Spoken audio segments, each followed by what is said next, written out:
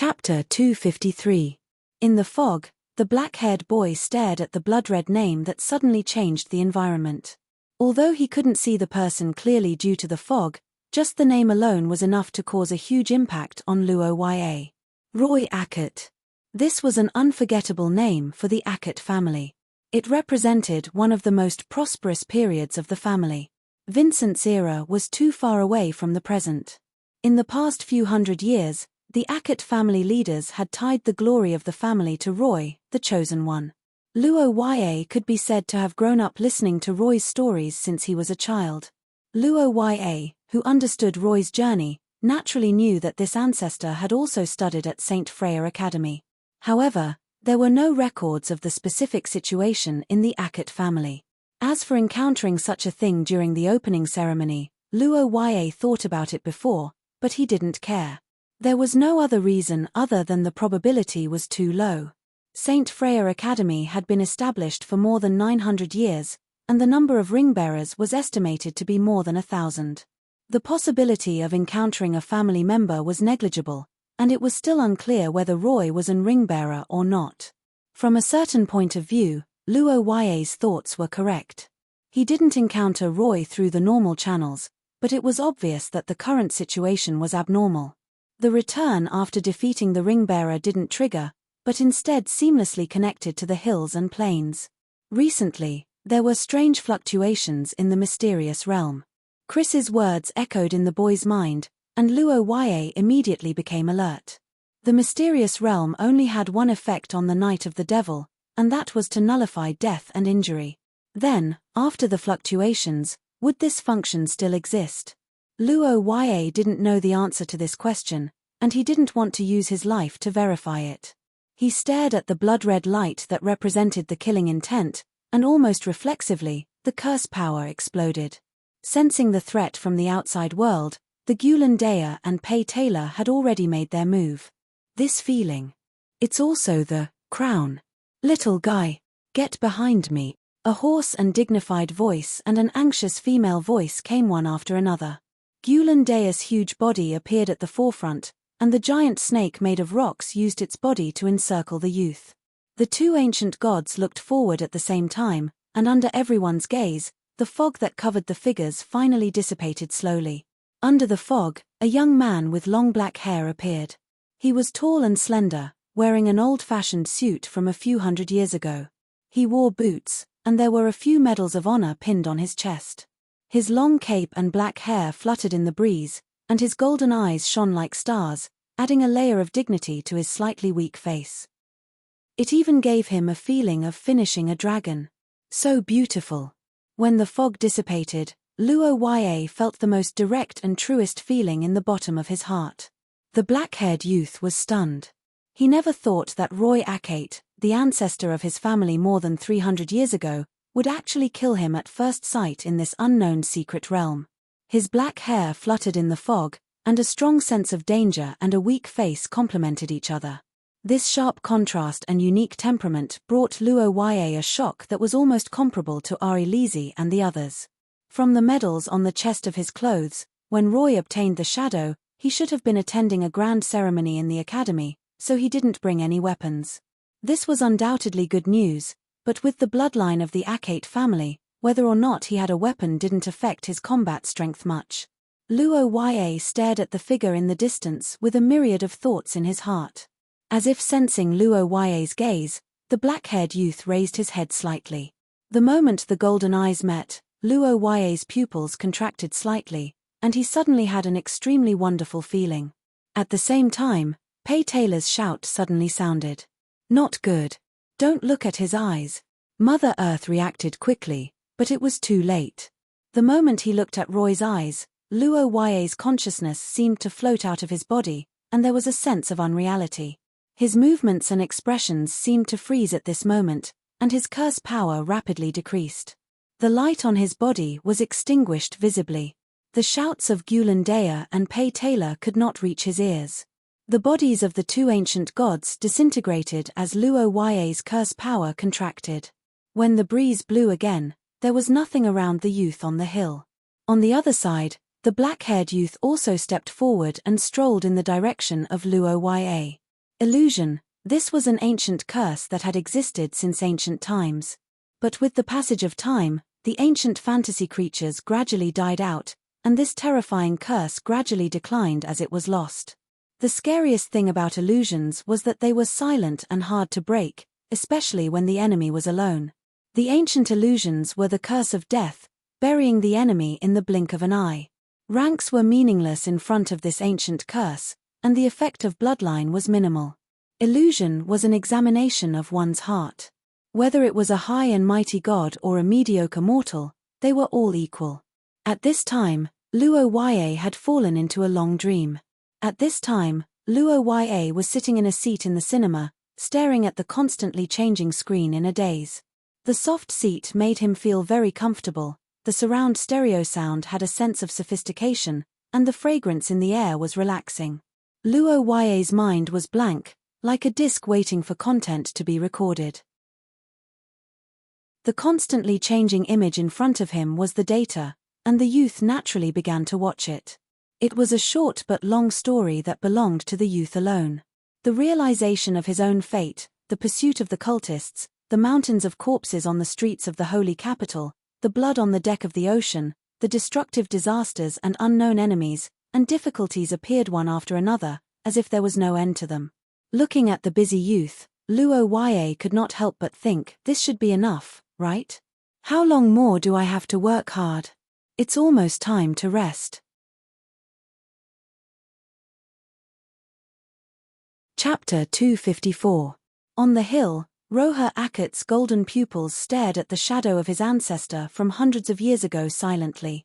After the fatal genjutsu was broken, Roy's genjutsu no longer had any effect on him, and the boy's return ceremony officially began. Frozen Earth. Amidst the majestic voice, the curse power in Luo Yue's body exploded into the sky along with the wave of frost. The majestic life force began to transform into a booster at the critical moment, causing his strength to rise steadily. In an instant, he had reached the peak of Source Level 3. When Luo Yue broke free from the illusion and found that he was still on the plains and hills, he understood that this was no longer the gentle and refined demon encounter night but an unknown place where one would truly fall into death. Therefore, the young man did not hold back at all. At the same time, two huge figures wrapped in curse power appeared angrily. The roaring giant swung his fist the moment he appeared, and the eyes of Mother Earth emitted a fatal light as she stared at the enemy. The meteorite-like fist fell from the sky, and the legs that touched the ground were quickly petrified. In addition to the pincer attack, there was also the frost that seemed to freeze the world. All the attacks arrived at the same time, and the situation Roy was facing could be described as hopeless. However, despite having such an obvious advantage, Luo Yue's expression did not show the slightest carelessness or relaxation. It was only because of the Akat family's bloodline that he never fought alone. Amidst the buzzing sound of the air vibrating, thousands of rays of light suddenly rushed out of Roy's body. The petrification effect of Pei Taylor disappeared in the light. As the light wings spread out, holy and majestic energy soared into the sky with a tall figure. When Luo Yue saw the figure, his gaze instantly turned solemn. An angel. Not a person with an angel bloodline like Nuo Arya but a real angel who served Shi Yue in ancient times. The light that went against the flow rushed toward the fist of the Gulan Dea, but that was not all. After the angel, a deep beast roar sounded. Roar. Amidst the howls that shook the surroundings, a giant wolf that looked like a phantom appeared out of thin air. His body seemed to be weightless as he floated out and landed on the ground before turning into a solid form. The phantom wolf ran towards Mother Earth, and behind it, the long-haired youth's body was already wrapped in bright flames, creating a huge conflict with the surrounding cold air. On the dusky ground, the roars of beasts mixed with ice and fire could be heard. The giants and angels were wrestling, and the flames of war were everywhere. The deathmatch in the mystic realm was still going on, but outside the mystic realm, it was a peaceful scene. The students who participated in the preliminaries were eliminated one by one due to their defeats. They were led out of the misty forest by the guide sprites. Some people were dejected as they looked at the guide sprites that were not as bright as the lights, while others were in high spirits as they looked at the sprites that were much brighter. Regardless of whether the results were ideal or not, the admission ceremony that belonged to them was over. The teachers and senior students began to record the results of the freshmen separately, while more people were silently waiting for this year's finals to enter and face the shadow of the Sentinel. Everyone was curious as to how many geniuses would be able to survive in the new year. However, in the Mystic Realm monitoring room, the teacher's attention was attracted by something else. The wave value is rising, it's still rising. It's going to break through the second warning line. Damn it! What the hell is going on this year? What the hell is going on? The roars of the monitors echoed in the room, and the entire monitoring room was in chaos. It was hard to believe that just 10 minutes ago, they were still drinking tea and chatting. The Mystic Realm monitoring room was a department in the academy that was specifically responsible for monitoring the stability of the Mystic Realm, such as the Night of the Demons, ensuring the safety of the Mystic Realm, and assessing the danger level. For many years, the team had completed their tasks well and had rich experience. However, today, an unprecedented emergency suddenly struck. The Mystic Realm, which should not have caused much fluctuation according to the combat standards of the freshmen, shook violently in an extremely short period of time. At first, the monitors did not think much of it, and only sighed at the strength of this year's freshmen. However, the moment the wave value broke through the first warning line and did not turn back, everyone's expression changed.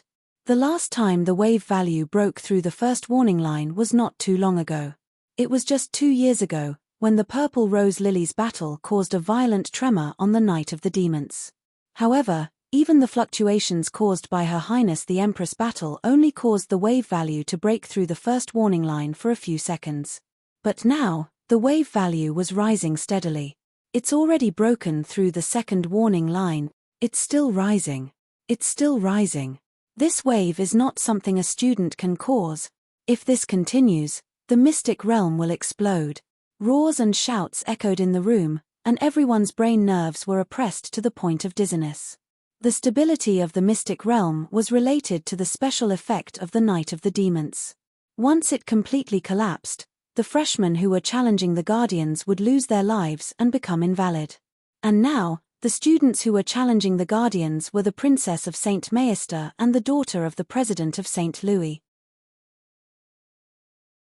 If anything happened to them, quickly inform the emergency department. No! The monitoring room director, whose face was as pale as paper, trembled as he thought of this. He slammed the table and gritted his teeth as he shouted, "Activate the Level 1 emergency alert. Go directly to the Dean."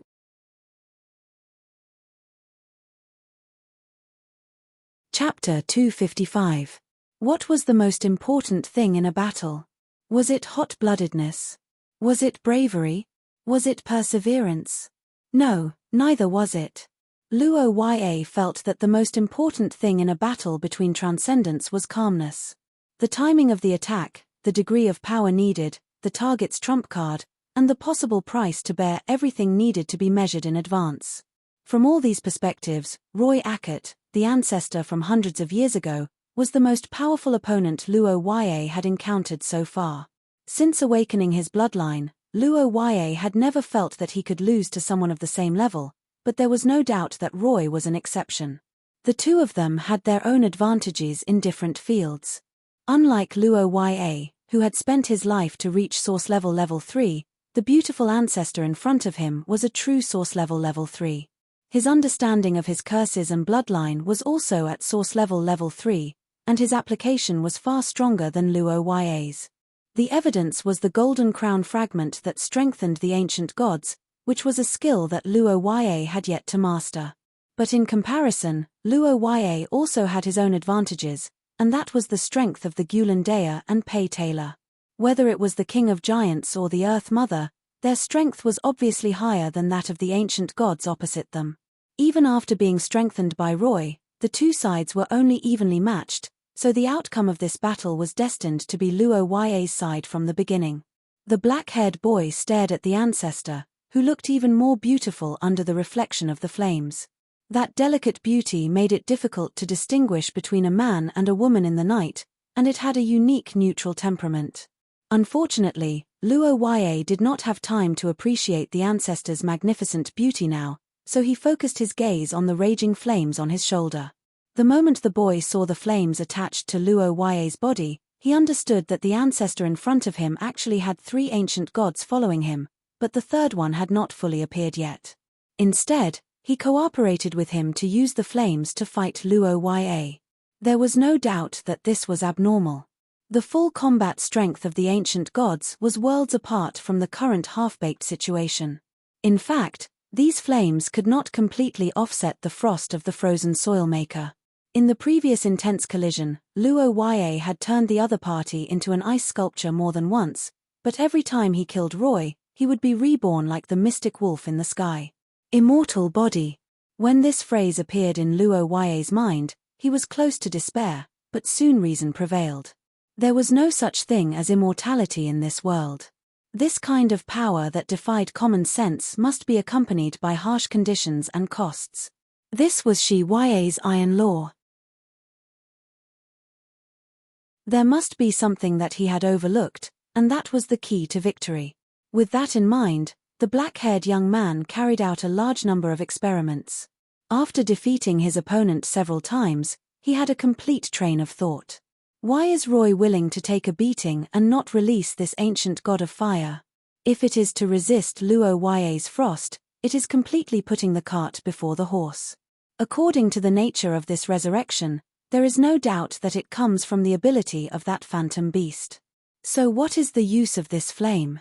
Stretching out his palm to release the frost to block the huge flame fist, Luo Ye looked at the ancestor below again, and a flash of realization appeared in his eyes.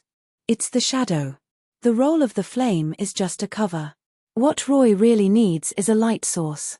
This is the condition for his infinite resurrection and the reason why he did not let the ancient god of fire appear and leave. Countdown to skill, 19, 18, 17, there's only one strike left. Feeling his vitality, the black-haired boy muttered to himself.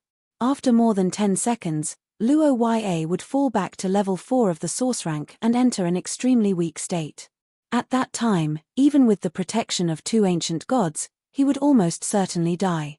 The only way to survive is to win. Luo Ye's golden eyes lit up as if they were ignited at this moment.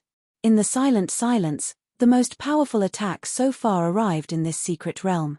When he stretched out his hands, the entire space seemed to be controlled by the gods. It quickly became hazy in the vibrations, and the collision of the frost and the air created a white mist that spread like an explosion and then circled around the two of them. The white mist above the plane was like a tornado, and the huge momentum and terrifying spell fluctuations attracted the attention of all the gods. The angel in the sky stopped the entanglement of the spell, and the phantom beast landed on the ground again. The Mother Earth straightened up and looked anxiously, and the huge skeleton could not help but turn its head. All the strong people present understood that the real battle was about to decide the winner.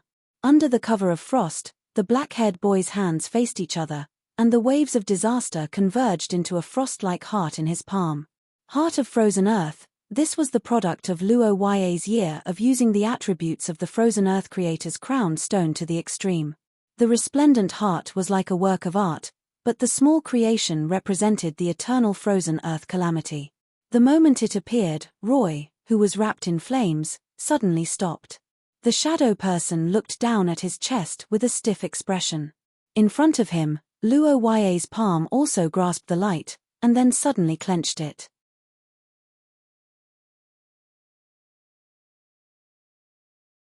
Chapter 256.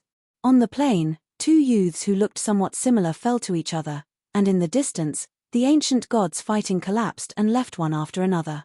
Holding the saint's dagger in his hand, the black-haired youth was covered in wounds, but there was a faint smile on his face. It had to be said that although his injuries were miserable, Luo Ye was in a good mood and even had a unique sense of accomplishment. When Luo Ye started this round of attacks, there were only 10 seconds left before the end of the skill. At that time, there were still 2 possibilities for Roy's immortal body because theoretically, there were 2 ways to eliminate the shadow. One of them was naturally to completely extinguish the light source. As everyone in this world knew, there would be no shadow without light. The other was a concept that did not exist in Shi Ye, there would be light without shadow. If it was the first situation, Then Luo Ye had many ways to restrain the other party, such as blocking the moonlight with a thick fog. But after thinking about it, Luo Ye felt that the possibility of using this method to break the immortal body of the ancestor was not high. There was no other reason. It was too simple. As a hero of a generation hundreds of years ago, how could Roy's life-saving skills be so simple? If it could be broken so easily, then Luo Ye felt that it would not be as useful as his weakened immortality. Therefore, Luo Ye was prepared for the second situation when he attacked, and the second requirement of completely erasing the other party's shadow was indeed much more difficult than the first. How could a person eliminate a shadow? There were probably not many people in Shi Ya who could give a perfect answer to this question. Even though there were many uses for shadows in curses, there were none that could eliminate shadows because shadows did not have the nature of curses. However, Shi Ya did not have any research in this area, but Luo Ya had something in his previous life that could roughly do it. The shadowless lamp was an important invention of the medical field in Luo Ya's previous life. It was mainly used in surgery. The principle was to reduce the umbra by using many light sources. It was not truly shadowless, but it was enough. Although Roy's skills were powerful, just like the laws of this world, powerful skills had harsh activation conditions. And facts proved that Roy's immortal body could not be activated with the invisible shadow under the dense light. After the initial death illusion, the competition between the ancient gods, and the personal battle, Luo Ya finally won and defeated Roy, who was at the source level higher than him. Even if this Roy was a fake without enough intelligence, this was enough to make him proud. The real Roy would probably hide the secret of immortality better and conduct a certain degree of verbal interference and inducement. TSK, what a monster. Luo Ya sighed in his heart and tried to sit up with his arms propped up. However, before he could take a breath, a voice with a hint of laughter behind him made his body completely stiff. Don't say that. I'm a little sad. Under the night breeze, Luo Ya looked back at the thin figure standing behind him and fell into a daze. There was only one question in his mind. Why did he speak? As a shadow person in the secret realm, Luo Ya was completely sure that Roy, who fought with him before, did not have a consciousness. Or rather, all the guardians in the secret realm did not. It was because of this that they lost to the proud sons of heaven who were at the level of source level 4 despite their strength. But now, the fake in front of him spoke, and most importantly, the expression in his eyes changed. Luo Ya looked up at the black-haired youth's helpless but somewhat warm eyes and could not help but gradually widen his eyes. There was no doubt that the person in front of him was a real person with a conscious personality, and this inexplicable sense of intimacy. It was the real Roy. Luo Ya pointed at the youth in front of him and did not know what to say. On the other side, Roy sighed slightly.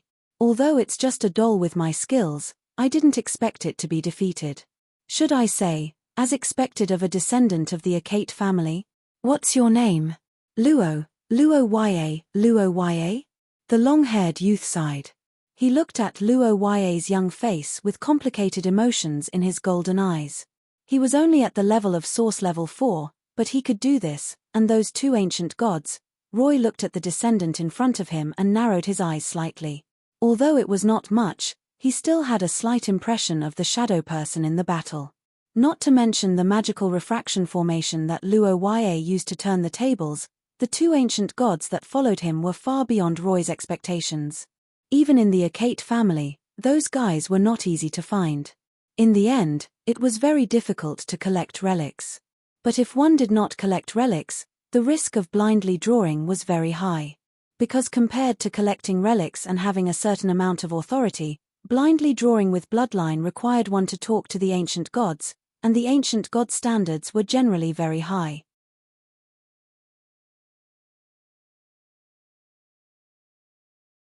Chapter 257. On the plain, the black-haired boy looked at the old ancestor who was patting his shoulder and fell into silence with a stiff expression. The wind was blowing, and the grass was flying. The wound on Roy's chest was bleeding, and Luo Ya was looking at his bright red lips, thinking about a question. How can you use such a cute face to say such dirty words? Ancestor, what did you say? I said to make a woman from the Aikman family pregnant. Okay, don't say any more. Luo Yue stretched out her hand to stop Roy's next words. She pinched her eyebrows, feeling a headache. Didn't you leave a message on Cade saying, don't trust Aikman? Indeed, I have the same idea now.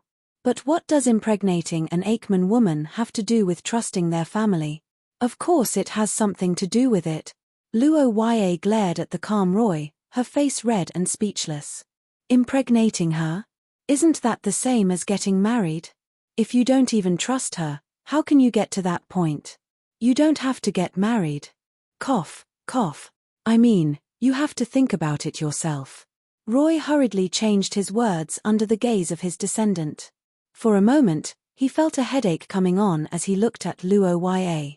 Obviously, this descendant of the Akate family was better educated, had a higher moral standard, and had a higher sense of responsibility. He probably wouldn't impregnate someone without giving her a proper status. Roy was actually quite satisfied with this.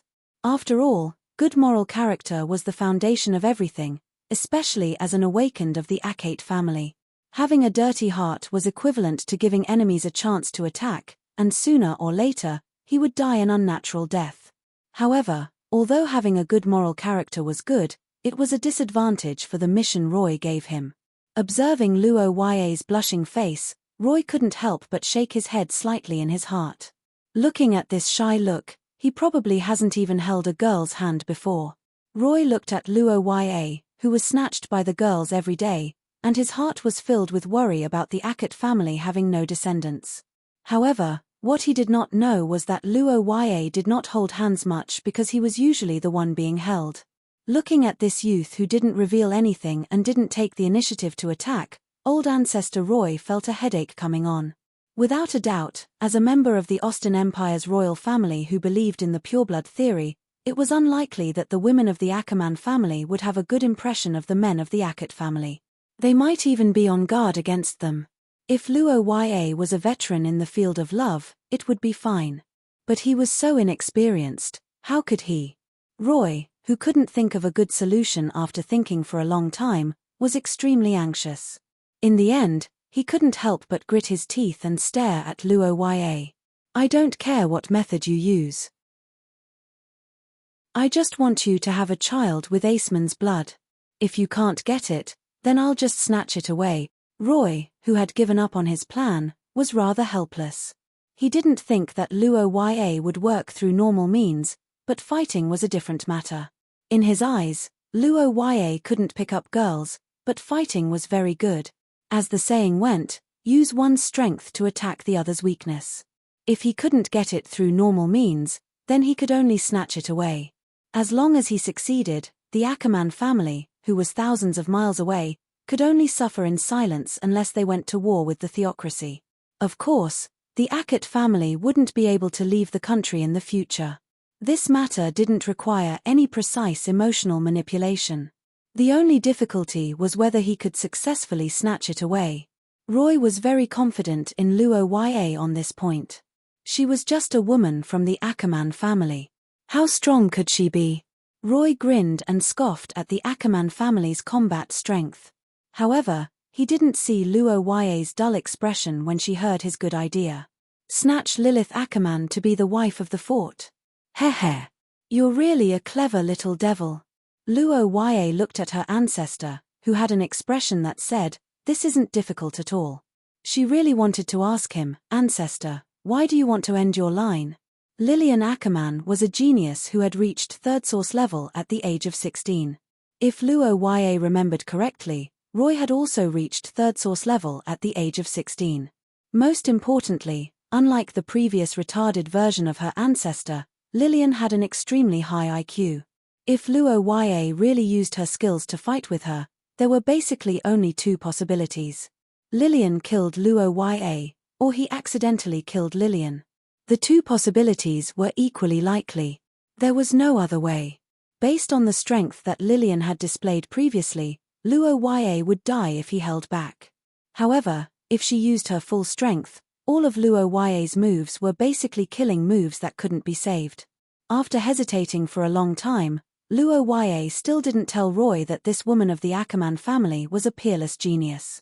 Instead, she asked another core question, which was why Roy wanted Luo Yue to marry a woman from the Ackerman family.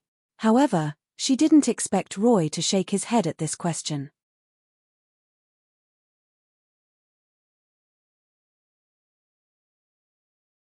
Chapter 258. Is he gone?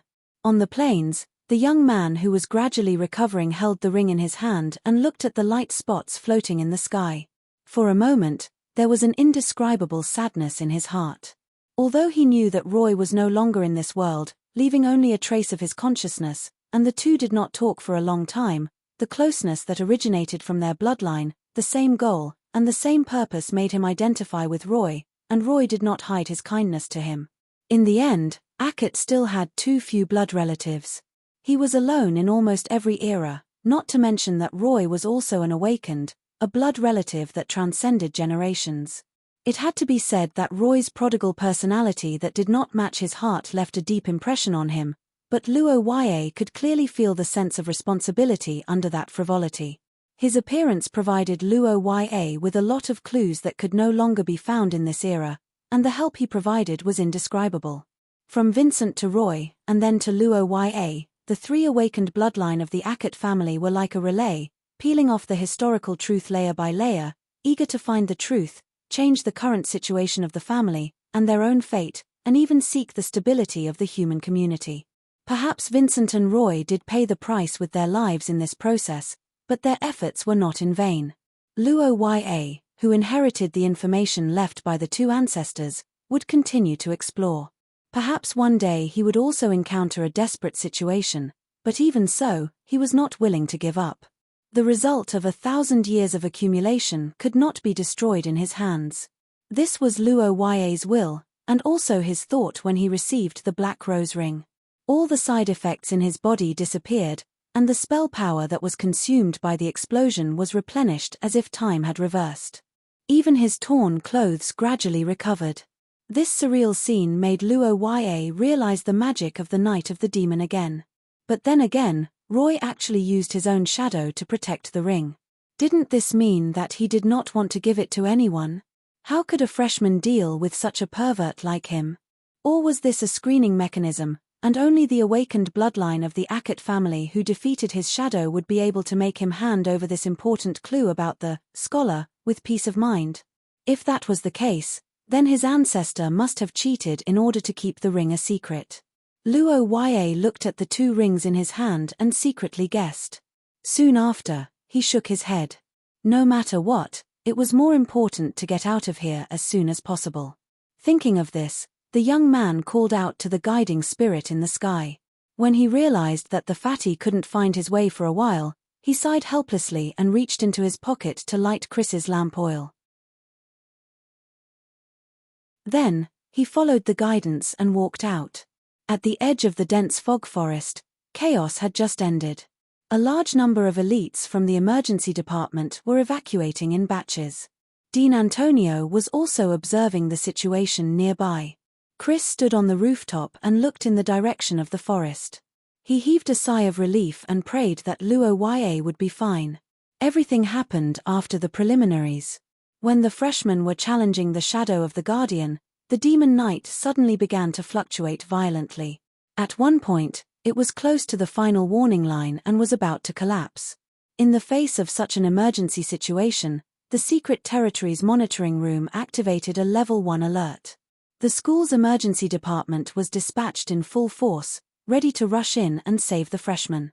One must know that the challengers now were not the ordinary aristocrats of the past. They were the Nuo Arya princess of the theocracy and Miss Seraphia Rose. If something really happened, the implications and the depth of the impact would be unimaginable. In fact, the atmosphere at the scene was extremely solemn.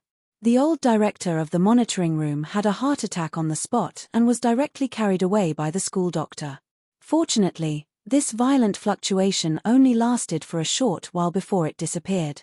Dean Antonio seemed to have grasped some inside information and did not seem to be worried about it. After the secret realm stabilized, everyone's nervousness gradually dissipated, and the Night of the Demons once again returned to its original trajectory. At this time, in the periphery of the misty forest, there were thousands of freshmen and seniors who had just come out. They were waiting for the results of this year's competition, or rather, for the birth of a new ring-bearer. Among them were the nobles of the theocracy and Rose, freshmen who were waiting to ride on someone's coattails, seniors who were not doing well, and even a large number of gamblers who were waiting for the lottery to open. The opening ceremony this time could be said to be the gathering of expectations from all sides. Not only were the theocracy and Rose waiting for their leaders, but the freshmen were also looking forward to the birth of a new force. After all, St. Freya Academy currently had a ring-bearer in the 2nd, 3rd, and 4th years. Ideally, the freshmen would have a ring-bearer as well. Otherwise, it would be difficult for the freshmen. The ring-bearer's exclusive training ground and exclusive buildings were all shared by the faction. This was a substantial benefit, and there were countless hidden benefits such as connections within the faction. If the first years did not have a ring-bearer, then they could only compete with the second years for the Green Roses quota. It would be much more difficult to compete with the seniors for a job. Time passed by as everyone waited in anticipation. In the temporary room of the security department nearby, a black-haired girl clutched her chest with a depressed expression beside an overturned cup. Since the fluctuation of the mysterious realm began, Lillian's body had a strange reaction. She could not calm her restlessness at all, and it was getting more and more intense. Originally, as the bearer of the purple rose ring, Lillian should not have come here. After all, the king would not meet the king, and paying too much attention to the new ring-bearers would make her seem weak. But an inexplicable anxiety led her to come here. What was the reason? Why would the fluctuation of the mysterious realm affect her mood? And what's with this feeling of losing something important? Lillian frowned, her eyes full of confusion. But unfortunately, this anxiety of feeling that someone important was in danger was destined to be a feeling that she, who had never experienced much familial affection, could not understand. And just as Lillian was vexed, footsteps gradually sounded in the misty forest. The freshmen who challenged the shadow of the sentinel returned one by one. But unfortunately, most of them were sighing in despair. Suddenly, a strong fluctuation of spell power appeared, guiding the light of the elves to shine in all directions. After a moment of silence, the crowd waiting nearby realized something and suddenly let out a shocking cheer. The victors had returned.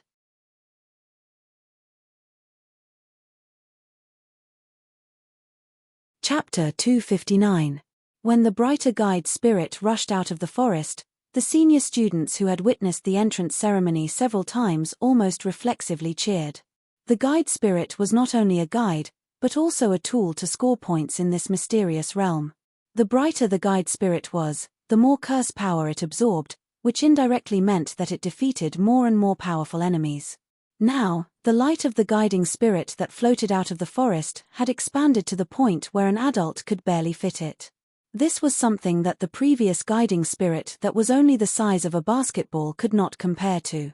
And this level of light also represented the birth of a new ring-bearer.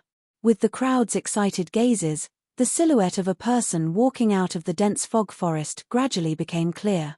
Not long after, a young girl with reddish-brown hair and emerald eyes strolled out under the gazes of tens of thousands of people. Then, a burst of exclamation resounded from the crowd. It's Miss. It's the girl from Rochit's side. As the crowd clamored, Xia Luote walked out of the misty forest with a smile. Her beautiful eyes quickly scanned the crowd, and when she found that Luo Yue was not present, she sighed in disappointment. After the fierce battle, the girl hoped to see the appearance of her sweetheart welcoming her. In fact, Xia Luote had already thought about it. If Luo Yue was here to wait for her, she would let Luo Yue put the ring on her finger. Although Xi Yue was not like Luo Yue's previous life, where different fingers had different meanings, just putting a ring on a lady's finger was enough to show the intimacy between the two, just like the ancient practice of giving daggers to each other. Generally speaking, this kind of behavior would only happen between lovers. But man proposes, God disposes. Xia Luote did not expect that her sweetheart, who she thought would quickly defeat the shadow of the sentinel, would come out later than her. Maybe he met someone difficult to deal with. The reddish-brown-haired girl thought and sighed. St. Freya Academy had produced many talents for thousands of years, and it was normal for there to be a few ring-bearers who could fight or who were good at delaying battles. What's more, they were all fighting above their level, so it was understandable that they would come out later. Of course, Shia Luote also had another acquaintance who did not come out, such as a certain Miss Angel, but it was obvious that the reddish-brown-haired girl did not want to see her at all. Shaking her head slightly to get rid of the disappointment in her heart, Shia Luote raised her hand in front of the crowd, and the curse power flowed into the ring in her fingers. The next moment, a sparkling red light bloomed in the exquisite rose-shaped ring, followed by the crowd's cheers and thunderous applause. It's the red rose. We have the red rose. Oh, long live the miss. As Shia Luote showed off her rose ring, the crowd below was completely immersed in excitement. The nobles on the rose side cheered, and the freshmen breathed a sigh of relief. The teaching staff talked with each other, admiring the talent of the Sorofia family's miss. Although the Sorofia family had been famous for a long time, because their main talents were focused on divination and astrology, and because the family's inheritance was cut off, the Sorofia family had only produced one ring-bearer in 100 years, and Shia Luote was the second. It could be said that she had won glory for the whole family and made the Rose nobles proud. The cheers at the scene continued, and Shia Luote was surrounded by people. All the freshmen wanted to leave an impression on this ring-bearer of the same level, especially the seniors who failed to achieve their goals. However, before this wave of cheers subsided, a new guide sprite rushed out of the forest, causing a second round of exclamations in the crowd. That's a new guide sprite. Someone else came out. This one is even brighter. The noise and discussion exploded when the second guide sprite appeared. There was no doubt that this guide sprite with a brighter light could only mean one thing, and that was that another freshman had successfully defeated the ring-bearer's shadow and obtained the ring. Under the expectant gaze of the crowd, the blonde Miss Angel successfully appeared. The light in the fog became brighter and brighter, and in the next moment, Nuo Arya, with a pair of wings of light behind her, flew out of the forest and soared into the sky. Amidst the exclamations of the crowd, she slowly floated down with the guide sprite. At the same time, she stretched out her hand and showed the rose ring on her finger, which was emitting a golden light, to the crowd. The golden rose. Another ring-bearer. She ya above, long live the princess. Another round of applause rang out. The students of St. Mestre in the academy shouted and waved the national flag, while the students of the Austin Empire were more indifferent. Overall, the freshmen were still in high spirits, and the entire forest was filled with a celebratory atmosphere that was different from the gloomy fog. Nuo Arya also frowned as she did not see Luo Ya during the process of landing. She looked at Shia Luote, who was surrounded by people on the other side. When she saw the red rose ring on her finger, her gaze became slightly vigilant. In the end, she still got it. But forget it, it was expected. The blonde girl withdrew her gaze. Now that they had obtained the ring, Nuo Arya and Shia Luote, as the future successors of their respective countries, should not quarrel with each other.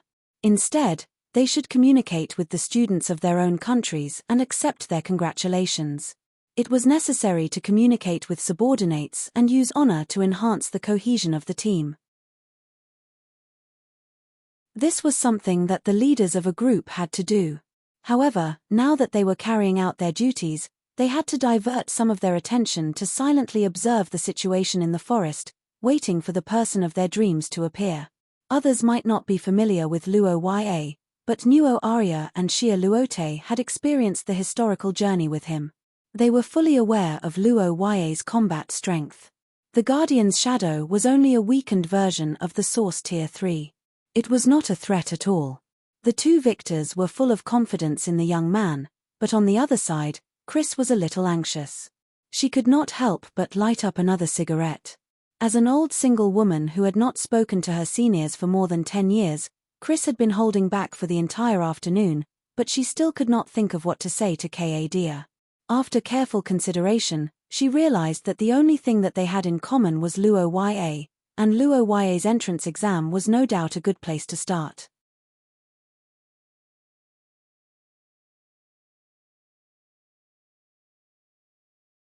Chapter 260. In the square outside the forest, the crowd had already fallen into a frenzy. 3 ring-bearers. This was the highest number of ring-bearers in the same batch in the history of St. Freya Academy. The last time 3 ring-bearers appeared in the same batch was more than 100 years ago. In the square, the financial staff of the academy looked at each other. The birth of 3 ring-bearers at the same time meant that the academy would have to fork out a large sum of money for subsidies, and their workload would increase by a lot. For the freshmen, this was undoubtedly great news. Just like when Luo Ya's previous life's campus recruitment, there was a giant company. And it turned out that this company was indeed a giant. The oversized guide sprite floating in the sky, its size far exceeding everyone else's, could only mean one thing, and that was that its owner had defeated an enemy whose strength was beyond imagination. And in the eyes of the guild leaders and the academy's mentors, this was what was truly worth paying attention to. Chris looked at the guide sprite with a dull expression. If she remembered correctly, according to the records, the largest guide sprite in the history of the Academy's entrance ceremony should be about 3 meters in diameter, and this white sun now, without even looking, knew that it was far larger than the record. A genius. A genius with a limitless future, and a local noble, the kind that could be pulled in. At this moment, the old men on the various platforms who were previously dispirited all became excited at the same time. Their waists were no longer sore, their legs were no longer painful, and their hunched backs could be straightened. Almost at the same time, the 8 immortals crossed the sea, each showing their magical powers, and rushed over with all their might. The guild leaders were very anxious, but the academy's mentors were even more anxious. Joining a guild was up to you, and there was a lot of uncertainty, but if a student wanted to find a mentor, it was a matter of fact. With Luo Ya's ability, it was almost certain that he would become famous in the future, and when that time came, it would definitely be beneficial to the mentors themselves. The guild members and the academy's mentors came down one by one, but at this time, Luo Ya did not care.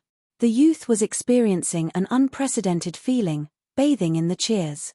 It had to be said that whether it was in Akut Hill, the holy capital, or Rose, Luo Ya had never experienced such grand cheers, let alone the elites of the same age from St. Freya Academy.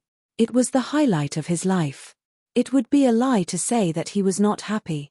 It was better to say that he was very happy. But at the same time, Luo Ya did not forget the 2 girls who were waiting for him. Surrounded by the crowd, Nuo Arya and Xia Luote smiled at the boy. Because Luo Ya belonged to the Church of St. Maister and was a close neighbor of the United Nations, the students from both sides had a good impression of him. Among the crowd, Paul was also squeezing forward, wanting to congratulate his friend first. Ari, I didn't expect that the random person I met on the way to school would be such a big shot. My school life should be much better than I imagined. Paul sighed in his heart.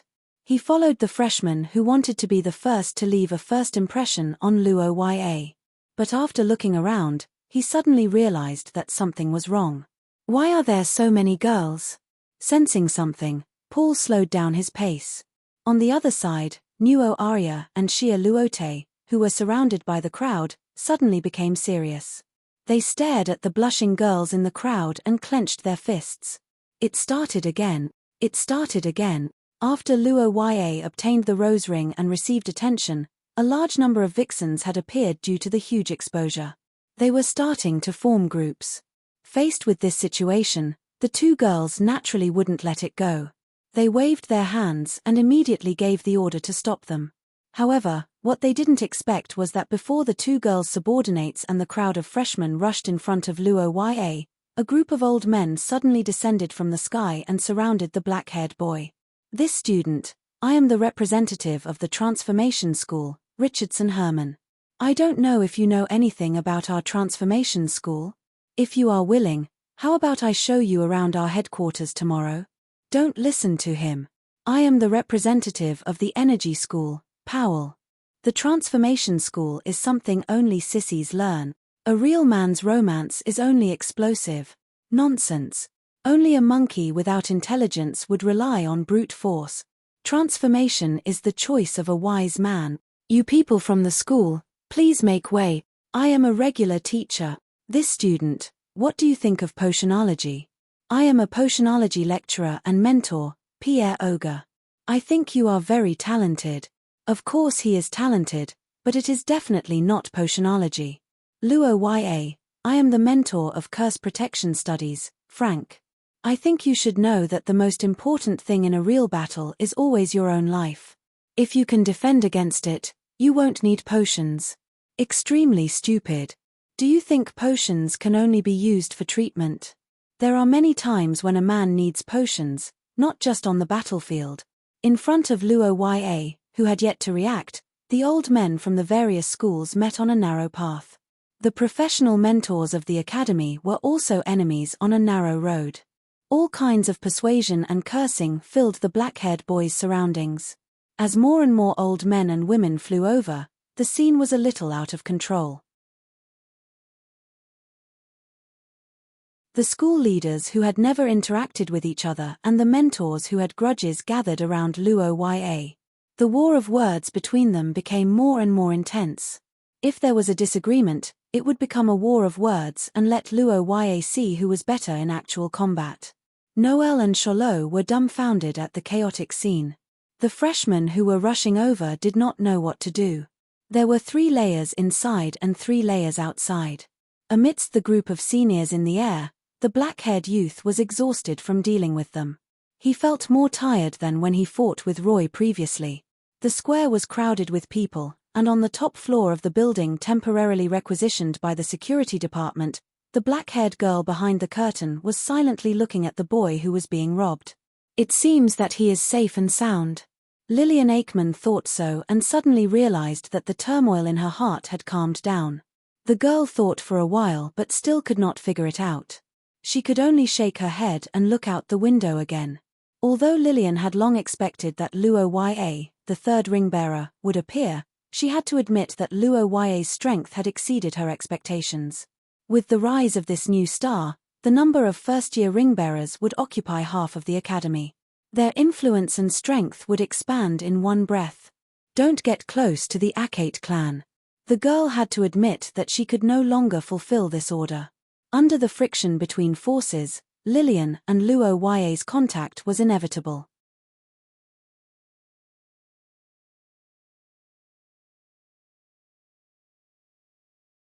Chapter 261. A week later, St. Freya Academy's Commercial Street, Broken Sword Tavern. At dusk, the commercial street was bustling with people. The doors of Broken Sword Tavern were constantly opening and closing. With the increase in popularity, the tavern had a lively atmosphere. The sound of wooden cups clinking could be heard constantly. The owner's greeting and the aroma of wine filled the air. In the corner of the 2nd floor, a young man in a hooded cloak looked at the smiling red-haired woman in front of him. I say, Teacher Chris, is it okay for you to bring me to this kind of place? Aren't you an adult? That's not the problem. Luo YA's Akate carefully looked around. At this time, the sun was setting, and the number of customers in the tavern gradually increased. The single customers at the bar were chatting and tasting wine, the 2 seats against the wall were chatting and laughing, and the new customers were curiously looking at the collection on the wall. Broken Sword Tavern, as its name suggested, was a tavern decorated with hundreds of broken swords on the wall. On the outside, it was an inconspicuous building made of stone and wood, but in the commercial street of St. Freya Academy, which had existed for hundreds of years, it was very famous. It was said that the owner of this tavern was a swordsman who lost all his companions in an adventure. He was also seriously injured and could no longer go on adventures. Disheartened, he returned to his former academy and opened this tavern. He kept the broken swords that had been with him for many years and placed them on the wall to show that he would never leave and move forward together. The owner's behavior was praised by many knights. Since then, this tavern had a rule. If the owner was willing, he could hand over the broken swords to the tavern and give the retired swordsman a place to stay. After so many years, there were hundreds of broken swords, and each one had detailed information next to it, and even a message from the original owner. Of course, this kind of secret and low-key tavern was basically impossible for new students to find. In fact, most of the people who entered the tavern were returning customers, senior students, teaching staff, and other staff of the tavern. This made the black-haired young man under the cloak greatly relieved. "I'm afraid of being seen, and it might cause trouble." Sighing helplessly, the black-haired young man reached for the cup on the table and took a sip of wine. The pale blue ring on his finger flashed under the dim light. The blue rose was probably the most popular term in St. Freya Academy. Ever since the entrance ceremony a week ago, Luo Ya's life had sunk into another level of fierce battle. On the second day of the opening ceremony, after the official award ceremony, Luo Ya was besieged by various schools, student organizations, and the academy's instructors. Blocking the door was a common occurrence. Various temptations were offered, and some even tried to seduce her. Of course, this kind of insensible trash was immediately eliminated by the two new ring-bearers, the Golden Rose and the Red Rose. But even so, the academy was still in turmoil. The dormitory that Luo Ya was assigned to this batch of new students was heavily monitored every day because of him. And in the dormitory, there was an endless stream of people who wanted to establish a relationship with him. 1 week after the entrance ceremony, St. Freya Academy gave the students time to familiarize themselves with the campus, choose the subjects they wanted to study, and report the course allocation. During this time, the students could choose one of the academy's instructors as their instructor. It was a bit like choosing a class teacher. 1 week seemed to be a long time, but considering the thousands of students choosing their major, the academy collecting their wishes, reporting and sorting, allocating teaching resources according to the situation, and a series of other things, 1 week was considered fast. And for Luo Ya, this week was the most aggressive week of the academy's instructors. Because he was not familiar with the schools in the country of scholars, Luo Ya did not want to get involved in this field. As for the issue of instructors, Luo Ya naturally chose Chris, who gave him the lamp oil so that he could return safely.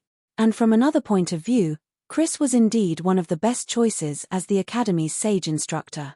It was just that it was not appropriate to say this out loud because it would bring a lot of trouble to Chris. So in the past few days, Luo Ya had been wandering around through the relationship between the theocracy and Rose. He was quite jittery these days.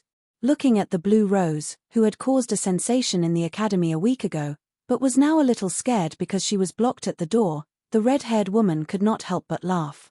"I know you've been chased by those old things recently, so I brought you here to relax.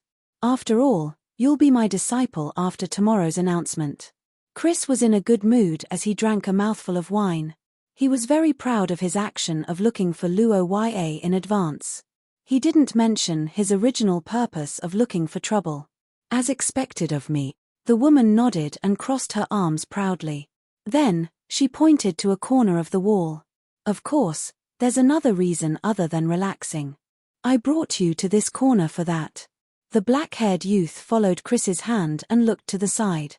In the next moment, he couldn't help but be stunned. On the wall next to Luo Ya, a slender broken sword was hanging on the wall. Looking at the style, it should be modern. Because of the maintenance spell, it didn't look old. Instead, it looked like it had just been broken. At the bottom left of the sword holder, there was a line of simple description in small print. In November of the year 988, it broke in the ruins at the foot of the Fu'er mountain range. With this sword, it saved 3 people.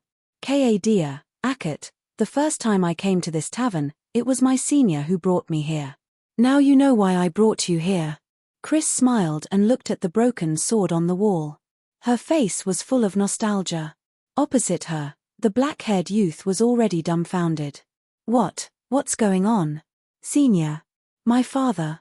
Wait, could it be that before, Luo Ya looked at teacher Chris who was opposite her? The conversation between the two of them a week ago started to appear in her mind. Her face couldn't help but gradually become strange. "That. Teacher Chris, how's your letter coming along? What's the content?"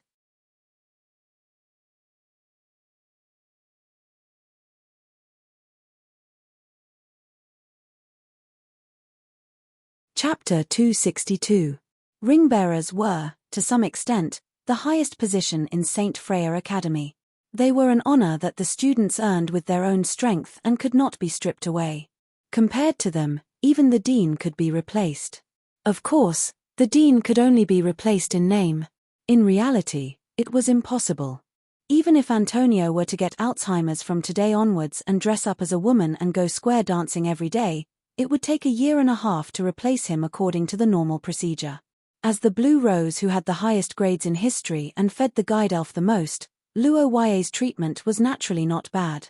In fact, when the academy gave this record holder his own building and training ground, he was given the choice to choose. This kind of right to choose was very comfortable. St. Freya Academy provided Luo Ye with many choices, but there were three that were the most tempting. The first was a tower in the main campus, the second was a villa complex by the lake, and the third was a manor by the mountain far away. In terms of area, although the tower was tall, it had the smallest area nearby. The manor included the forest beside it, so it was much larger. The largest was the villa complex by the lake. As long as he took it, the whole lake would be Luo Ye's. But as the saying goes, quality is more important than quantity.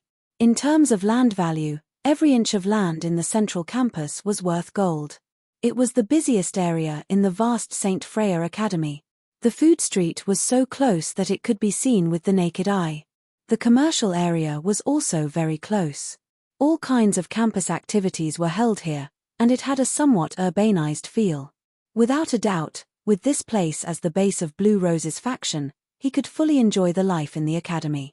He could go downstairs and eat the food from the specialty stalls in the campus. He could immediately know about the discounts in the commercial area. He could participate in campus activities when he went out, and watch concerts when he opened the window. Every day, he could sleep in until 10 minutes before class started. This was the ideal campus life for many students who lived in remote dormitories. With convenient transportation, one could enjoy one's youth to the fullest. If it was in his previous life, Luo Ye would definitely have bought this place on the spot. However, in Shi Ya and St. Freya Academy, a training ground related to supernatural powers was also a very important factor. In this aspect, the tower was not suitable. It was obvious that a large training ground could not be built in this central area. On the other side, the villa complex by the lake was much cheaper, but the accommodation conditions were the best. Basically, it was a single small villa with a beautiful view of the lake. It was a sacred place for couples to date. If there was nothing to do, they could even go boating.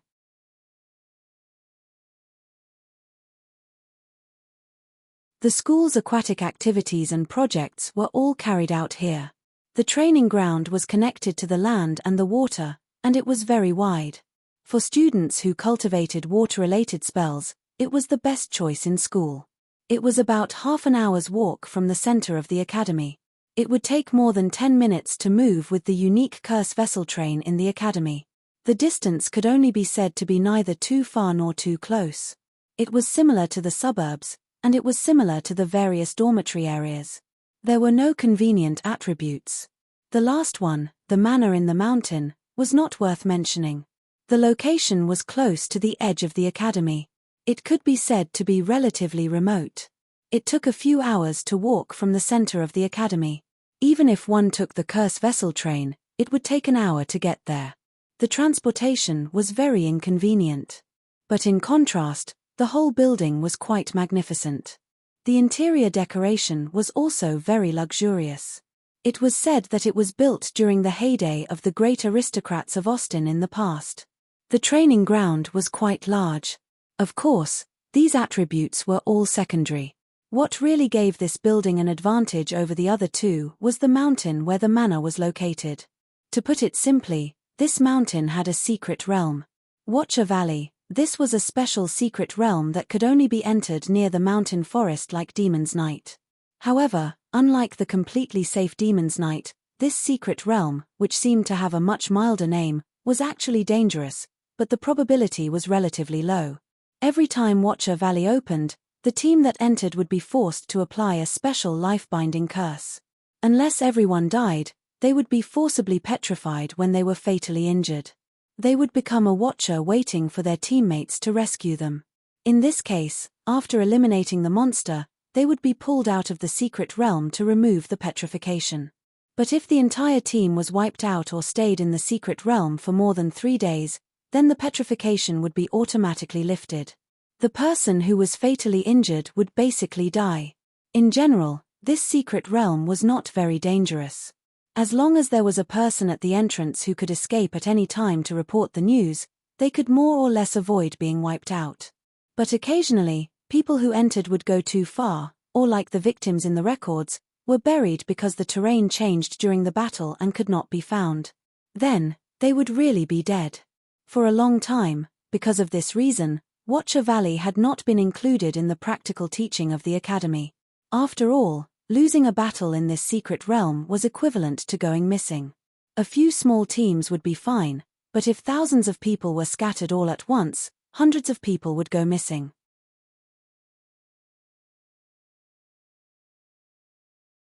Even if the search and rescue team knew the location, they would be exhausted to death. It was certainly not possible to use it on a large scale, but it was still barely usable for the actual combat of a small elite team. After all, if they wanted to engage in actual combat, they would have to follow the mentors or ring-bearers on missions. In that case, there was no guarantee that they would be in danger. Such 3 options were placed in front of Luo Ya.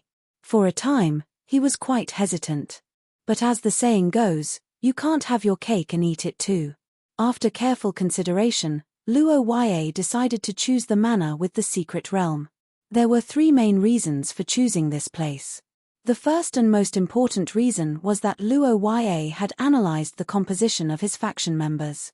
As a noble of the Saint Mestre theocracy, Luo Ya was originally the second-in-command of the Nuo Arya group.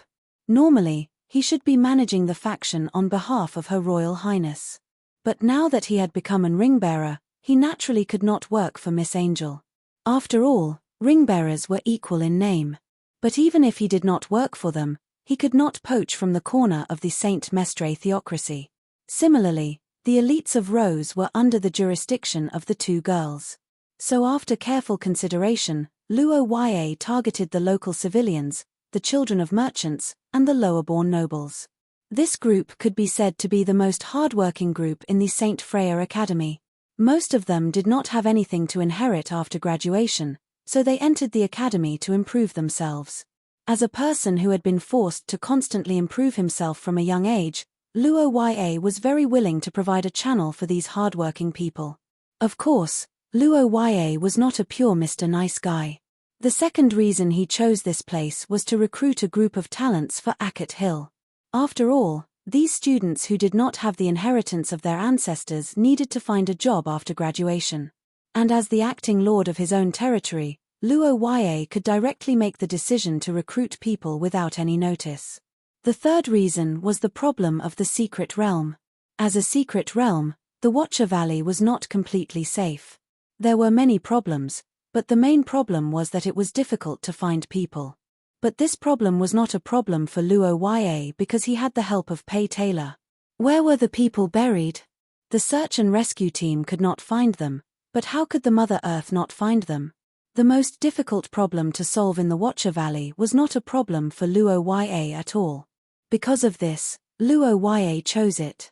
On the other hand, Luo Ya was also full of interest in the existence of the secret realm.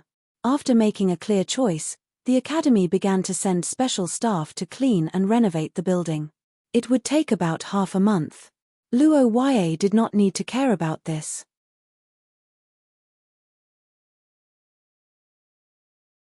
It was better to say that he was busy with other things now. Yesterday at the Broken Sword Tavern, Luo Ya, who chose not to interfere, drank a lot with Chris. After re-examining the character of this mentor, he finally came to the conclusion that Chris was really a very pure person. Whether it was liking or disliking, Chris never hid it. Generally speaking, he was the same on the surface. It was just that he had developed some bad habits after so many years of being heartbroken, such as smoking when he was anxious. But compared to that, he had more advantages. The most obvious one was his attentiveness. In order to let Luo Ya catch up with his classes as soon as possible, he even found a senior to tutor him. In St. Freya's Academy, after choosing a mentor, they would have to attend the mentor's class. However, unlike the other mages, The mentor's class was attended by students of all grades. The content of the class differed according to the mentor, and among them, Chris's classroom was famous for its high difficulty. If there was no help, even if Luo Ya had a certain foundation, it would probably take him half a year to gradually integrate into the class. But if there were senior students to tutor him, it would be a different story.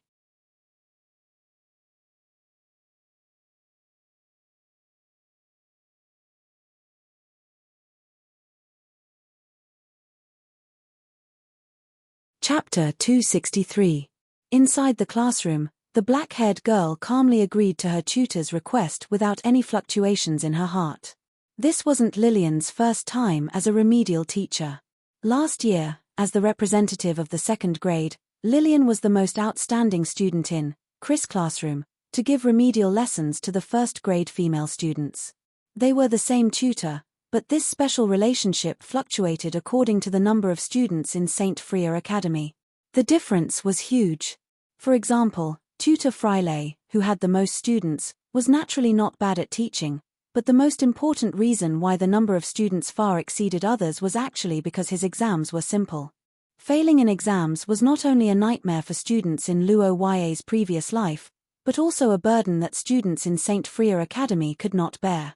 There were two main reasons. One was to spend money, and the other was to quit school. Failing exams naturally meant retaking classes, and retaking classes naturally meant repaying fees. Whoring for free? Haha, that did not exist. Not only that, in order to leave a deep impression on the students, the tuition fee for retaking classes was doubled. Double the tuition fee for St. Freya Academy was not a small sum of money. As for quitting school, it was even simpler. Every year, failing more than 5 compulsory and elective classes would directly be judged by the academy as passive and neglectful. If they failed the make-up exam again at the beginning of the semester, they would immediately be expelled from the academy. Under such a strict system, there were many students quitting school every year. As the first grade who had just entered the academy, the probability of quitting school was the highest among all the grades. At this time, there was a tutor who often used the same questions in class for his exams. This kind of caring and warmth was undoubtedly touching. In Luo Ya's previous life, this kind of person was called a living bodhisattva, but in Shi Ya's St. Freya Academy, he was called the Light of Salvation, Friley. Every year, tutor Friley's classes had a few hundred students, but the demand did not meet the demand. Every year, students were madly snatched up, and the student quota could even be sold at a high price on the black market. However, there were also corresponding pros and cons. The students who gathered under this tutor would definitely not fail his classes, but there was basically no camaraderie to speak of. Everyone was here to freeload points. Who could differentiate between the hundreds of people?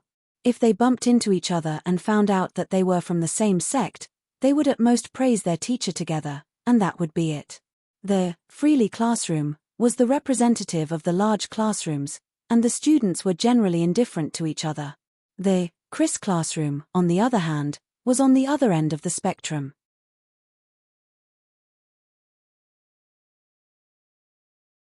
It only nurtured the cream of the crop, and the exam was extremely difficult. There were even cases where all the students failed and had to retake the exam. However, every year, there would be a few outstanding graduates. Ever since Chris had graduated, he had been teaching at the school for a total of 18 years, but he had taught more than 100 outstanding graduates. This kind of proud result was because of the high difficulty of teaching and the strict examination. There was no doubt that compared to the relaxed and happy environment of the Freely classroom, the Chris classroom was under a lot of pressure. In the many years of teaching, there had been students who could not bear the pressure and even held grudges. However, when these people entered society, they would come back to thank their strict tutor for their hard work, whether it was because of the huge benefits they had received or because they had escaped a disaster. To a certain extent, the laziness now would be the suffering in the future. This was the life philosophy that the graduates had comprehended. For the students in the school, it was normal for them to help each other in the face of such a difficult exam. In addition, there were very few students in the Chris classroom, and there were only a few students in each batch. Therefore, the camaraderie between the students was very deep.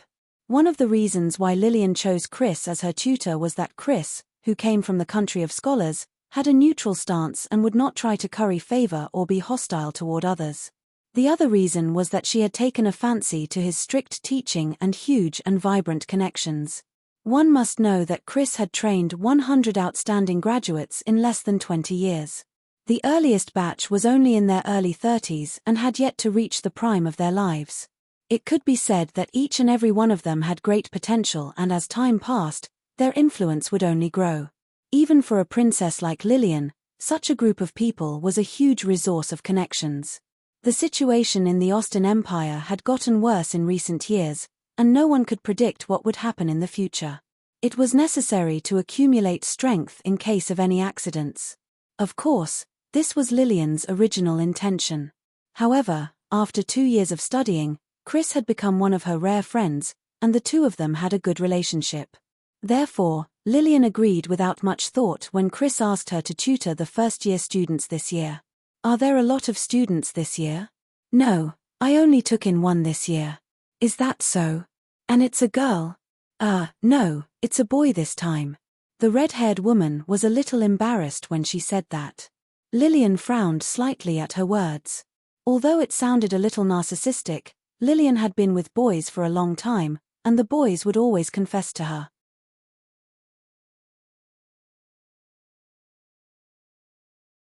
The previous batch of students were all girls, so Lillian's tutoring went smoothly.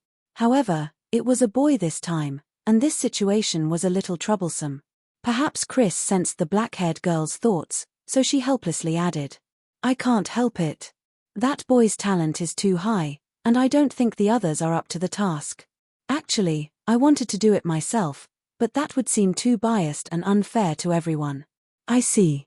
Besides, in terms of identity, as Rose, you're more suitable." Wait. The black-haired girl's eyes narrowed slightly when she noticed something wrong with Chris's words. Before she could ask, there was a knock on the classroom door. The next moment, the door was pushed open, and a young man in a cloak and scarf greeted the tutor as he removed his equipment. "Ah, Teacher Chris, you're here. This is the... Hey, you are." Luo Ya's greeting came to an abrupt halt when she saw the familiar face. After realizing the identity of the newcomer, the black-haired girl widened her eyes and stood up. The two of them looked at each other, and the rings on their hands shone under the light. They looked at each other in silence.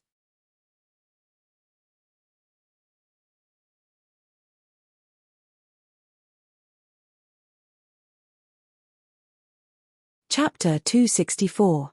In the silent classroom, Luo Ya and Lillian sat side by side, 2 seats apart from each other. Teacher Chris stood in front and looked at the silent and strange combination. He didn't know what to do. That shouldn't be the case. Luo Ya just entered the school, and he shouldn't have come into contact with Lillian for the past week. Why are the two of them so cold to each other? It's as if there's a grudge between them. The red-haired woman was puzzled. Chris naturally didn't know that the first thing Luo Ya did after entering the school was to have a game with Lillian. However, what she didn't know was that while she was confused, Luo Ya was even more confused. At this moment, the black-haired young man's mind was blank. There was only one question echoing in his mind. Question: how do I get along with the target that the ancestor has decided to make pregnant? Waiting online. It's quite urgent. The black-haired young man's head went numb. If it was before entering the secret realm, Luo Ya would at least know when to advance and retreat when he saw Lillian. But now, as soon as he saw Lillian's face, he couldn't help but think of Roy's reminder when he patted him on the shoulder. It's fine if I make her pregnant, but to do it behind her back. Thinking of Luo Ya, this scumbag couldn't help but feel guilty. He always felt that he was planning a crime. Without the moral high ground, his momentum naturally weakened. Because Luo Ya had been hiding for the past week and it was impossible for him to change his teacher, he didn't properly collect information about Professor Chris's class. Now, the sudden change caught him off guard. Luo Ya, whose mind was filled with the gift from the ancestor, was so embarrassed that he couldn't say a word. On the other side, the black-haired girl was thinking more. Is he doing it on purpose? Lillian thought about this question. Although she didn't move, her eyes gradually sharpened. As the princess of the Austin Empire, in terms of reputation, Lillian was definitely the representative of Chris's classroom. If Luo Ya applied for Chris as a teacher, it was impossible for him not to know that she was here.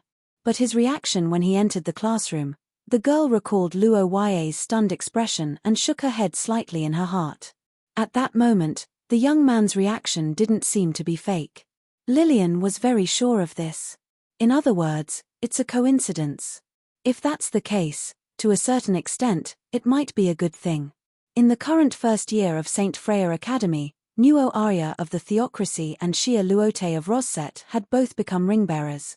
But it had to be said that these two parties were naturally hostile to Lillian of the Austin Empire. From a safe point of view, the two parties should avoid meeting each other except during the Rose Council meeting. But Luo Ya was different. Luo Ya was indeed a noble of the Theocracy of St. Maister, but he wasn't a member of the central government.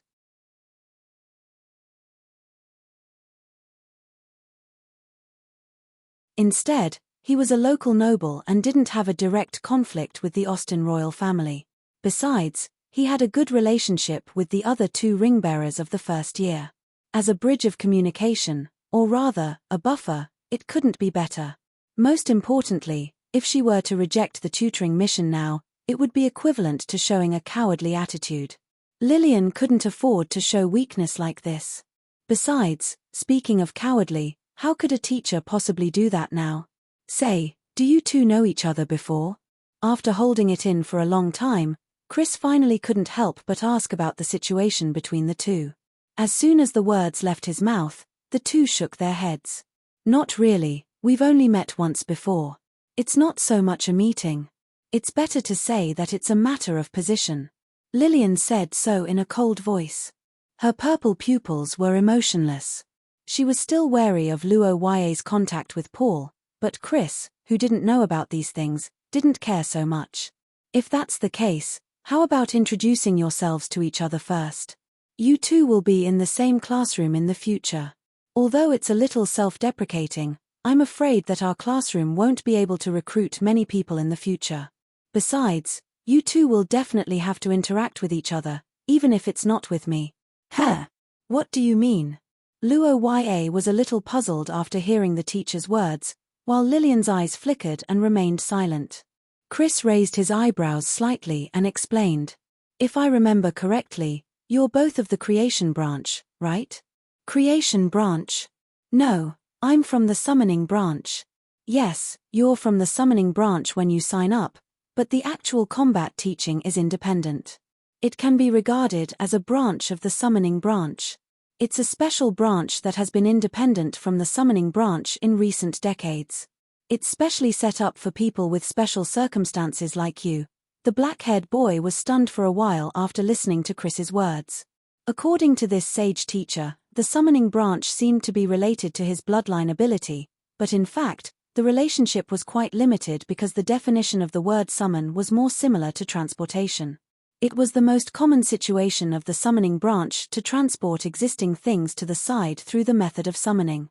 Therefore, the things they summoned were already existing, whether it was summoning fire spirits or undead spirits, it was the same principle. But Luo Ya's situation was different. He was more similar to summoning the soul or consciousness of an ancient existence and using curse power to construct a body according to the soul in the present world to fight. In other words, he was creating something out of nothing. That was why it was named the creation branch.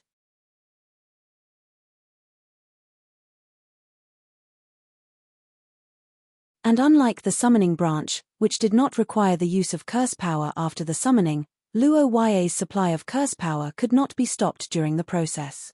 Once the supply was stopped, the body constructed by Luo Ya's curse power would disintegrate because it could not bear the powerful souls of Gulandea and the others. Chris grasped the key points and explained in a few sentences, which made Luo Ya suddenly enlightened. He finally understood where the dissonance in his heart came from, but then a new question emerged. Lillian is also from the creation branch.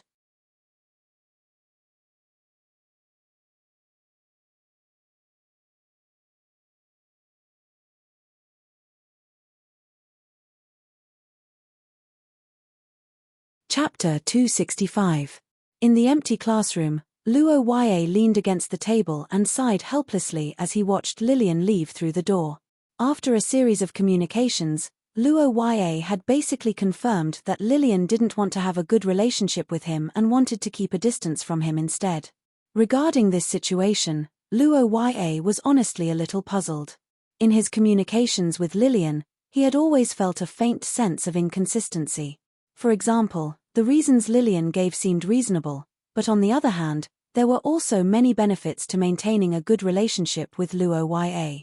Although it was normal for people to consider problems from different perspectives, Luo Yue still felt that it was impossible for someone as intelligent as Lillian to not have thought of it. Could it be that something interfered with her choice? Luo Yue thought so and shook his head after a moment. These groundless guesses weren't what he needed to do now. In fact, he still had a lot of things to do. The Ring of the Black Rose was an inheritance that Luo Yue received from his ancestors. It was also the culprit that allowed his guiding spirit to grow to a diameter of 5 meters. But it had to be said that Luo Yue hadn't worn the ring in the week since he received it. Being chased by a group of old men every day, Luo Yue was really worried that someone who recognized the ring would see it. And according to Roy, the Ring of the Black Rose would give guidance, which was undoubtedly a problem. What exactly was the so-called guidance? Luo Yue didn't know, so after weighing the pros and cons, he decided to study it in detail after he got his own territory. The sound of students' footsteps gradually increased in the corridor outside the door. The noise made Luo Yue interrupt his thoughts and walk out of the classroom. Chris chose this time before the morning class to let Luo Yue meet Senior Lillian. After accomplishing this goal, it was naturally time for class. The classes in the first half of the first year were relatively basic and mostly academic. The main purpose was to cultivate the students' learning habits and abilities.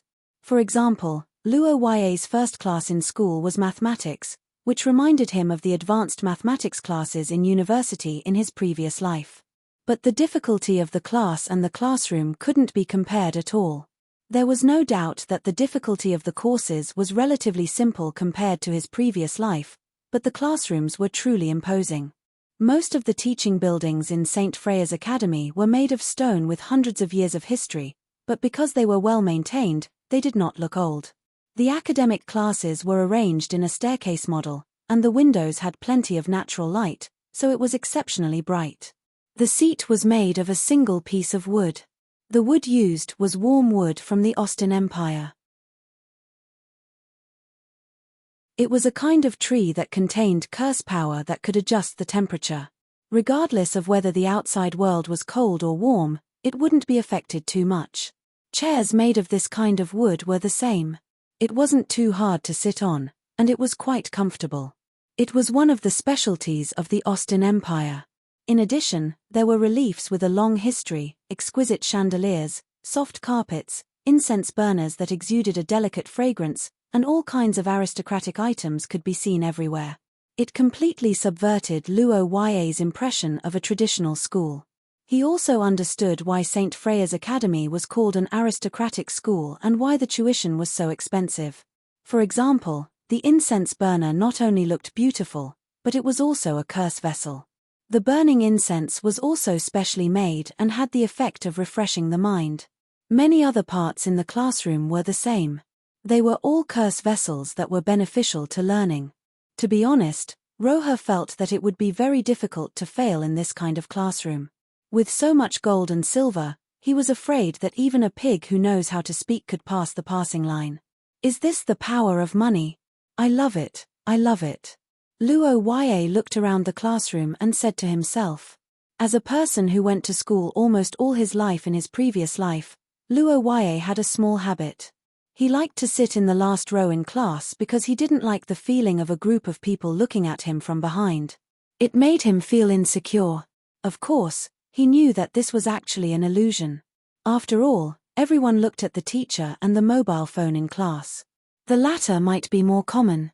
But in St. Freya's Academy, Luo Yue knew that this was not an illusion.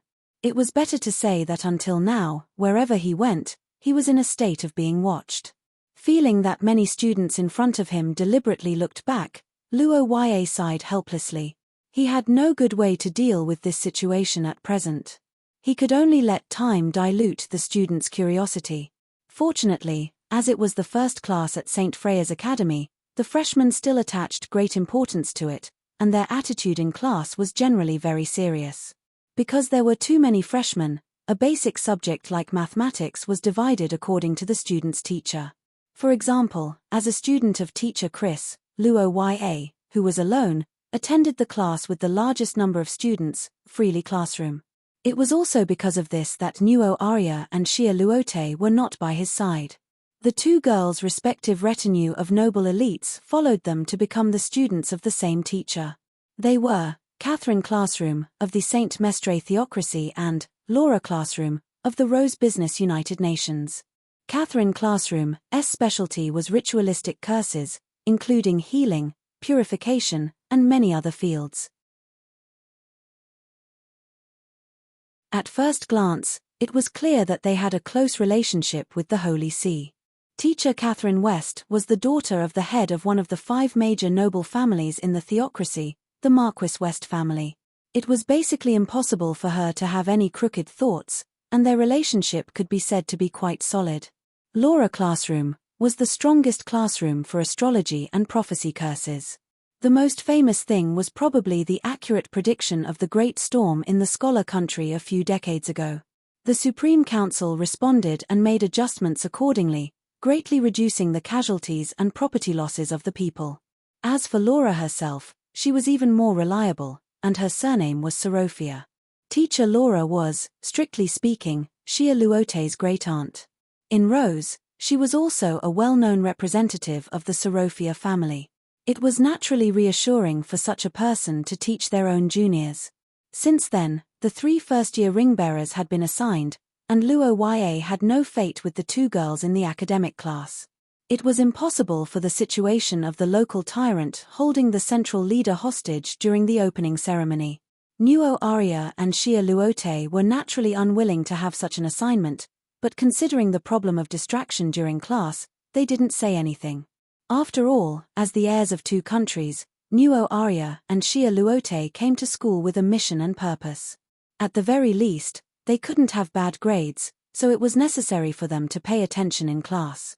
Although there was a gap due to different natural learning abilities, if one wanted to be a top student, they had to put in some effort, especially in St. Freya Academy. Even geniuses like Nuo Arya and Xia Luote could be overtaken if they slacked off. Of course, Luo Ya liked this assignment the most.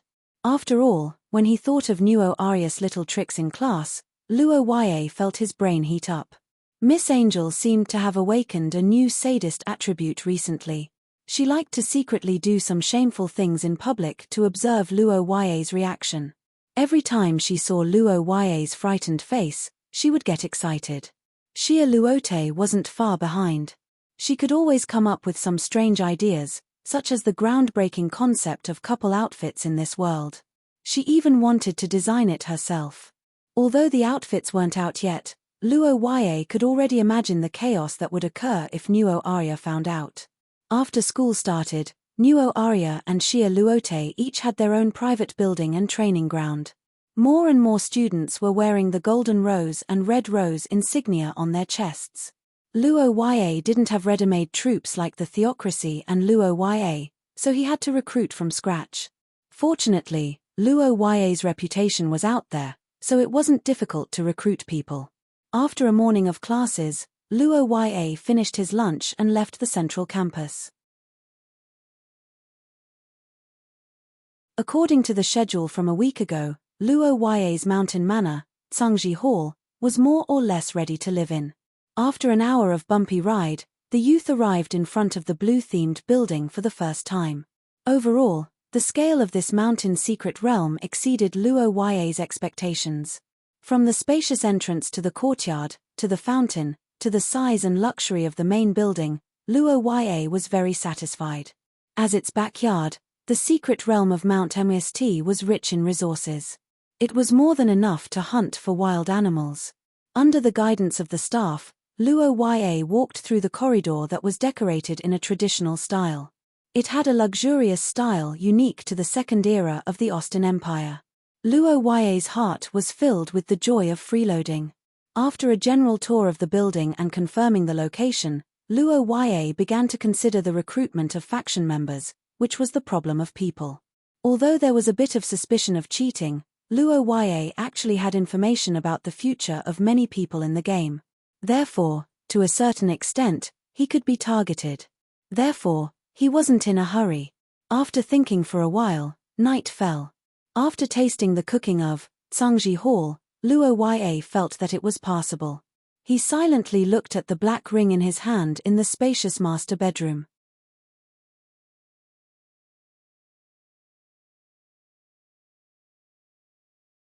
Chapter 266.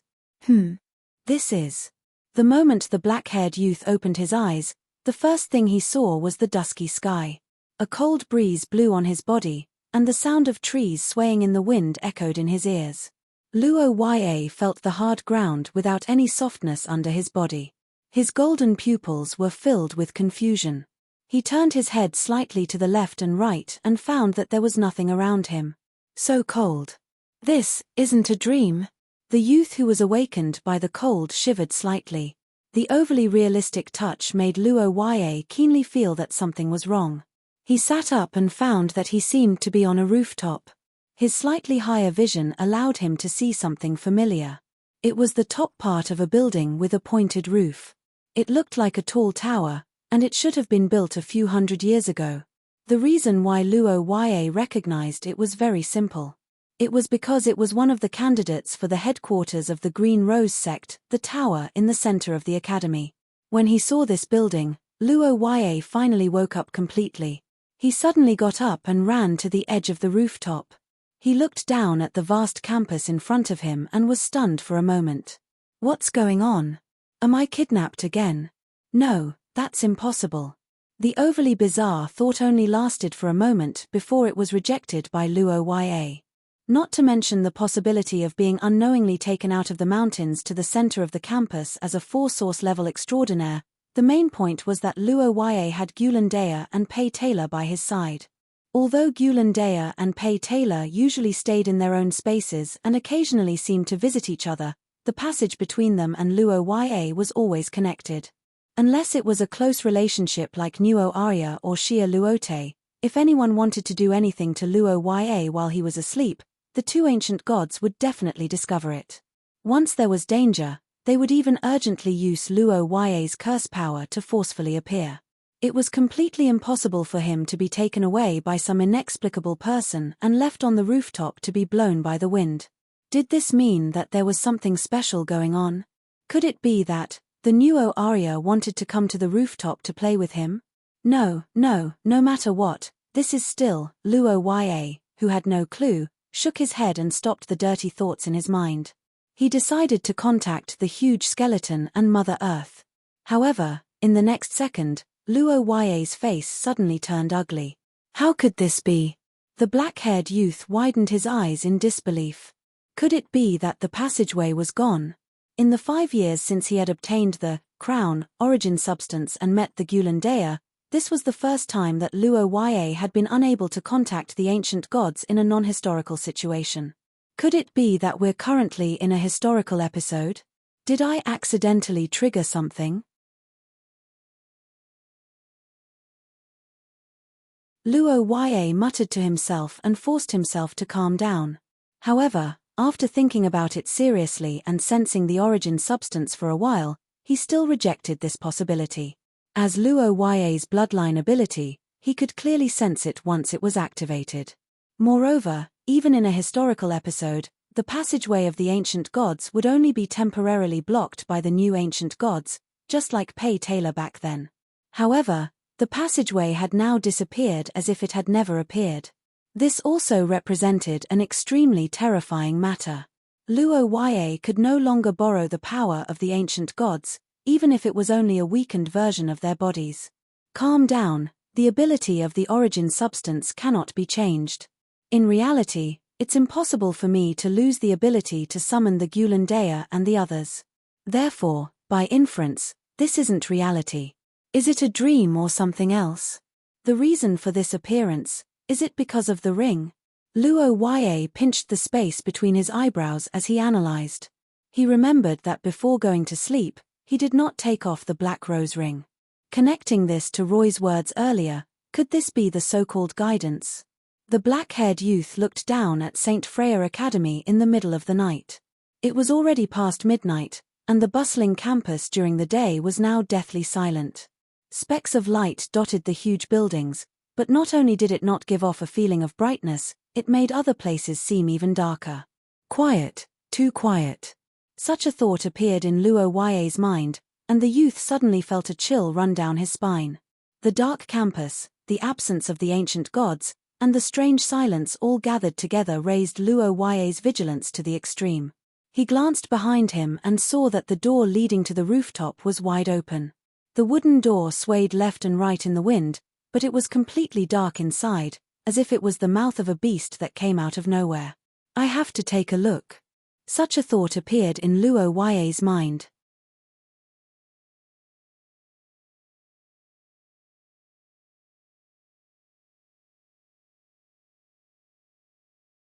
Chapter 267. Dear, did you not sleep well last night? At noon, the reddish-brown-haired girl looked at the black-haired boy across the table and asked. Luo Yue, who was pinching his eyebrows, looked up and stared at Xia Luote's emerald eyes. After hesitating for a moment, he nodded slightly. Something like that. Last night. I had a nightmare. A nightmare? Well, some weird nightmares. The black-haired boy replied with a smile and turned to look at the scenery below. At this time, Luo Yue and Xia Luote were at the tallest restaurant in the academy, the Clear Sky Tower. It was located at the edge of the commercial street. It was said that it used to be a weather observation tower, but it was later converted into a luxurious restaurant. The entire restaurant was extremely high-end. There were no seats in the tower, only 4 tables with 8 seats on 4 balconies. They only provided lunch and dinner, which meant that they could serve up to 16 people a day. Although they only served a small number of people, the revenue of the Clear Sky Tower could be ranked in the top 3 among the high-end restaurants in St. Freya Academy. From this, one could see how expensive it was. But correspondingly, this place also had its own unique selling points, such as the scenery overlooking the academy and the top chefs of the scholars' country. Unfortunately, if it was yesterday, Luo Yue would have enjoyed Xia Luote's kindness. But today, looking down at the campus at noon, Luo Yue had a strange feeling. He could not help but recall what it looked like at night. Last night's nightmare brought too many questions to Luo Yue. The empty academy in the dark, the creepy black-clothed clergy, the whispers in front of the bed, and the empty bed. Until he woke up, Luo Yue had no clue about all of this, especially after he found that he did not have the side effect of the frozen earth. He could not even determine the nature of this nightmare. Was it the guidance of the black rose ring, or was it just a simple nightmare? If it was the so-called guidance, then what did it want Luo Yue to do? Was it looking for clues, or fighting those strange monsters? The academy below was bustling with people coming and going, but in his dream, it was deathly still. This strong contrast made Luo Yue feel a little absent-minded, but before he could recover, a pair of hands had already touched his cheeks. Darling, what's wrong with you? Huh? Luo Yue raised his eyes and discovered that Xia Luote had unknowingly walked in front of him. Her emerald eyes gazed at him with some worry. Sensing the girl's worry, Luo Yue hurriedly adjusted his state and opened his mouth to explain. I didn't sleep well last night, and the tutor's class in the morning was a little difficult. So that's how it is. Indeed, Teacher Chris's lessons are known for their difficulty. I can't help you in this regard. The reddish-brown-haired girl said as she sat on Luo Yue's lap and wrapped her arms around his neck. Luo Yue blushed when he felt the warmth and softness on his body, but he didn't resist. After all, this scene was nothing compared to last year when they shared a bed together. However, I might be able to help with nightmares. Nightmares. That's right. There's a lot of dream content in astrology and prophecy. This can be considered my field. The girl said as she blinked her eyes.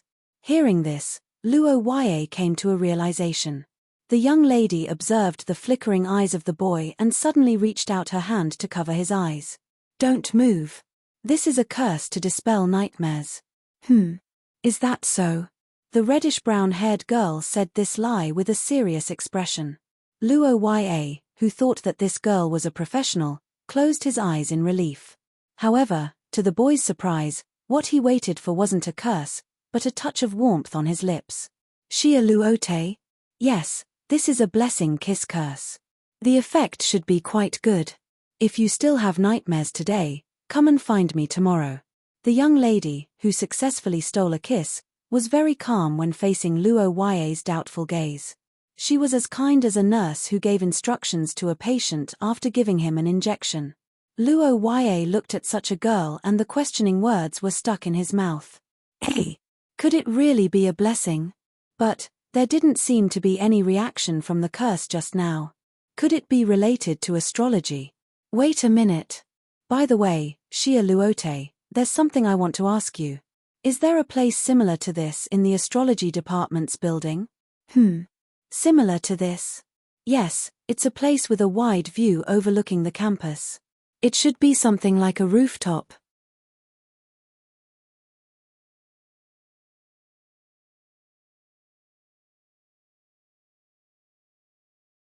Chapter 268. Lillian Aikman's and Luo Yue's tutoring was, to a certain extent, a confidential matter. There were many reasons to keep it a secret. For example, the identity of the two of them. A princess of an empire giving tutoring to a noble was not right, and from the point of view of a ring-bearer, once it was made public, it would make Roher feel like he was under Lillian. After all, Luo Yue was going to form his own team. Now that his boss was Lillian's student, would the Blue Rose faction still be able to raise their heads in front of the Purple Rose's security department in the future? Of course, there were more practical problems. For example, Nuo Arya and Xia Luote would object. From Lillian's perspective, this matter violated Emperor Lucas's inexplicable order, so of course, it could not be made public. Both sides had similar problems, so it could be said that they hit it off in terms of confidentiality. But it had to be said that Lillian was really good at irritating people. For example, this secret code to open the door. Teacher's mission? What the hell is that? Lillian had to repeat this secret code once every tutoring session as if telling Luo Yue not to think too much about it. Of course, the young man strongly opposed it, but as the saying goes, the situation was stronger than the person. Her Royal Highness meant what she said. Luo Yue was speechless for a long time, but he could only ignore her and secretly slander her in his heart. Hehe, do you think you are the only one with a mission? This is my ancestor's mission. After comforting himself fiercely in his heart, Luo Yue pushed open the heavy door and entered the classroom. He saw Lillian standing in front of the podium. Today, the black-haired girl was wearing a simple black Aston-style dress. The long dress covered her legs and had a corset design that outlined her waistline.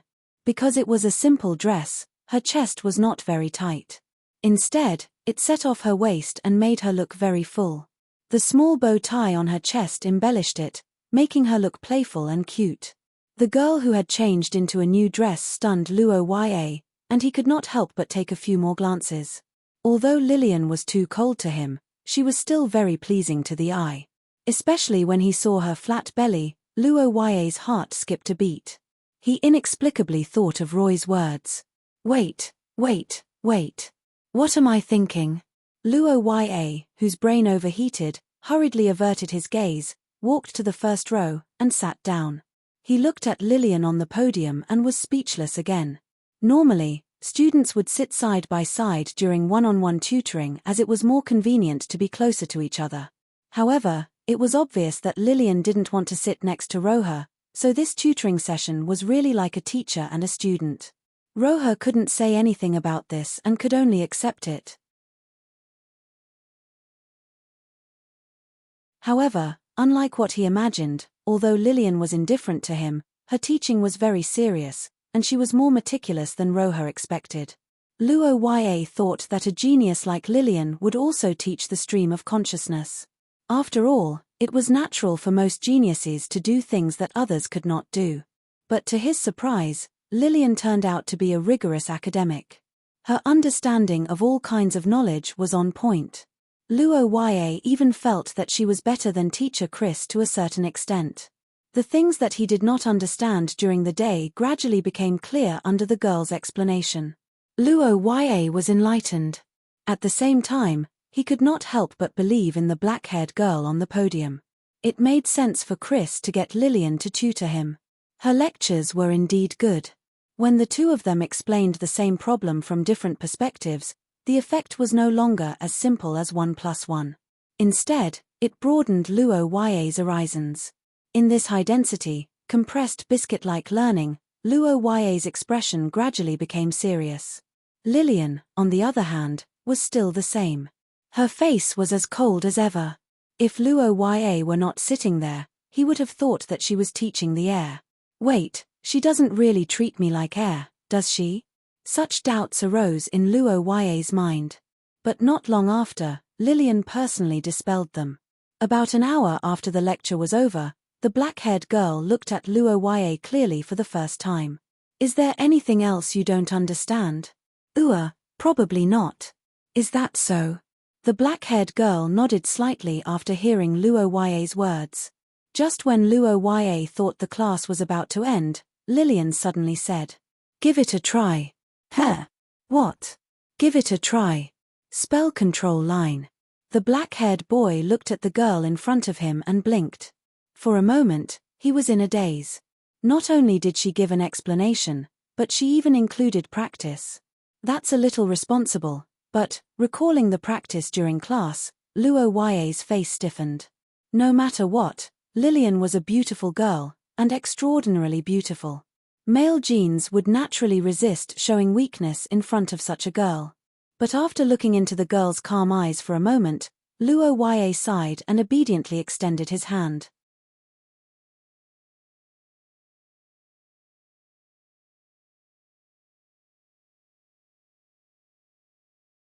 Chapter 269. At night, St. Freya Academy was bustling with activity.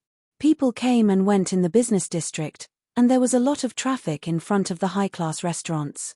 The hormones of both men and women were secreting at an accelerated rate here. However, in the isolated classroom 14 of Zone 1, the atmosphere between a man and a woman was exceptionally stiff. "Senior, what do you mean by that?" "Literally, it's impossible for you to pass this class." The black-haired girl looked at Luo Yue, who had an ugly expression, and added faintly, "I don't know what you've experienced in the past, and I don't want to know, but as a result, your curse power usage habits have been fixed. If you want to control it carefully, you need to completely change your past pattern. This is equivalent to negating all your previous efforts." Lillian's words made Roha's eyes widen in shock. All his efforts in the past weren't as simple as that. Roha's method of using the curse power was practiced, and now it's impossible to do it again. Perhaps she noticed the teenager's thoughts. Lillian was silent for a moment before speaking again. "Although you can't control it carefully, your curse power is exceptionally outstanding in terms of explosive power, and you can maintain a stable output at a high frequency. This situation is very rare. But, if I can't pass the curse power control class, I can't pass the Ringbearer's extraordinary class. Should I ask Chris to go easy on me because of this? But if that's the case, how am I supposed to behave in the classroom?" Luo Yue's expression was heavy, and he was vexed, but he did not expect Lillian's voice to suddenly ring in his ears. "It's not like there's no way. Hey, senior. If you can't do something simple, you can learn something more difficult. Curse power control is actually a simplified version of curse power compression control. In terms of actual combat, only endurance is preserved, and the most difficult compression part is abandoned. But for you, this part might be easier," the black-haired girl said as she walked down the podium. The light emitted from her fingertips converged into a thin white line, and she waved her hand at the hemp rope in Luo Yue's palm. The hemp rope was instantly cut into two. "It's useless if it's crude. The key is the technique." As Lillian spoke, she stretched out her hand to show Luo Yue the unscathed thin thread. Seeing this, the young man didn't have the time to think about the girl's dirty lines. Instead, He carefully observed the shining silver thread. Compressing it to the extreme will result in a qualitative change. If you can't control the quantity, this is the only way. You can't do it now, so, the black-haired girl looked down at the youth below her. Her voice was calm and cold as she spoke. Extra classes. The most unsatisfactory thing in life was to have more and more remedial classes.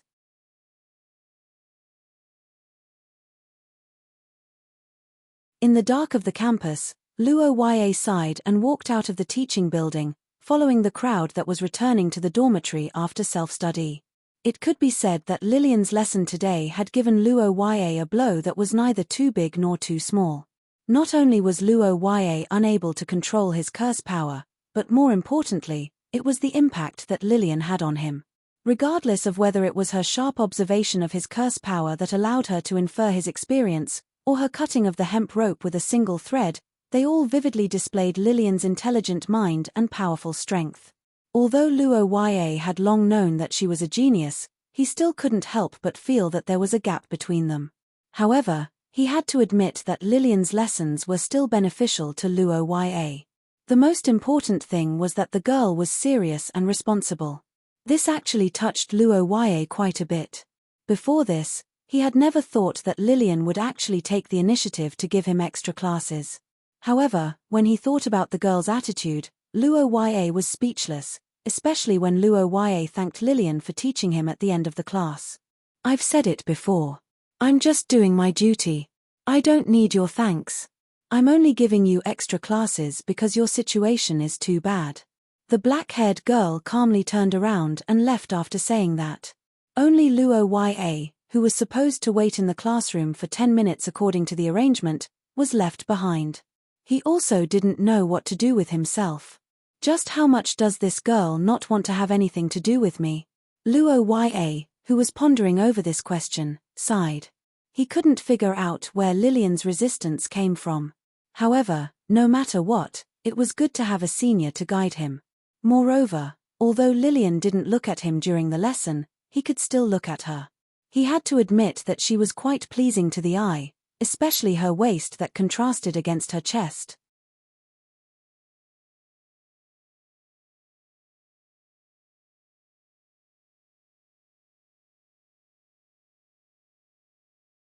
Chapter 270. Before midnight, in a restaurant far away from the central campus, Luo Yue's cheeks twitched slightly as he looked at the black-haired boy who was eating and drinking. Since coming to this world for more than 10 years, as a noble heir, Luo Yue had seen many young masters and young ladies, but there were not many who could eat in such a hurry. Looking at the boy who was choking on a chicken leg, Luo Yue even had the illusion that he was taking in a beggar. "No, are you here to eat and drink? Chatting while eating, you're eating while I'm chatting?" Picking up the glass and taking a sip of wine, Luo Yue looked at the helpless face of young Master Paul and couldn't help but think of the beauty and elegance of another member of the Archeron family an hour ago. Although they were both Archeron, the gap between them was really bigger than a human and a dog. Luo Yue sipped the wine and sighed in his heart, while on the other side, Paul was drinking like a whale. After a while, he put down the glass and gasped for breath, as if he had just come back to life. "Brother Luo Yue, thank you for your hospitality. I'm a bit hungry, so my table manners are a bit ugly, sorry." "No, so why don't you eat?" "Actually, I lost my money for food, and I've been hungry for 2 days." "Why don't you lose yours too?" "Wait, no." Luo Yue looked at the boy who was scratching his face in embarrassment across the table and suddenly remembered something. He remembered that there was indeed such a plot in Eye of the Recorder. Paul, who had just entered the school, lost his money for food and was hungry for 2 days. He leaned against the wall and was about to faint, but he was found by Xia Luote, who was passing by. Xia Luote, who was stopped by the car, recognized Paul.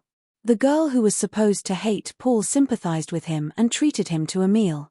Because of this, Paul was deeply grateful, which foreshadowed the following plot. Originally, this incident was the first plot point of Paul and Xia Luote after their first encounter. Luo Yue should have interfered, but because there were too many things recently, Luo Yue forgot about it. But he didn't expect that Paul would come directly to him to eat. Eat. They could all be eaten. Realizing the significance of this meal, Luo Yue widened his eyes and felt better all of a sudden. He waved his hand and ordered several more dishes. He couldn't wait to feed Paul with a month's worth of food today. His eyes became friendlier than ever. It had to be said that this incident was of great significance to Luo Yue. Normally, in order to prevent Luo Yue from meeting Nuo Arya and Xia Luote every few days, Luo Yue would have to think hard about the plot and try not to let Paul meet Nuo Arya and Xia Luote every few days. However, it had to be said that doing so would take up a lot of Luo Yue's energy, and it would also show that Luo Yue did not trust the two girls, which made him a little uncomfortable.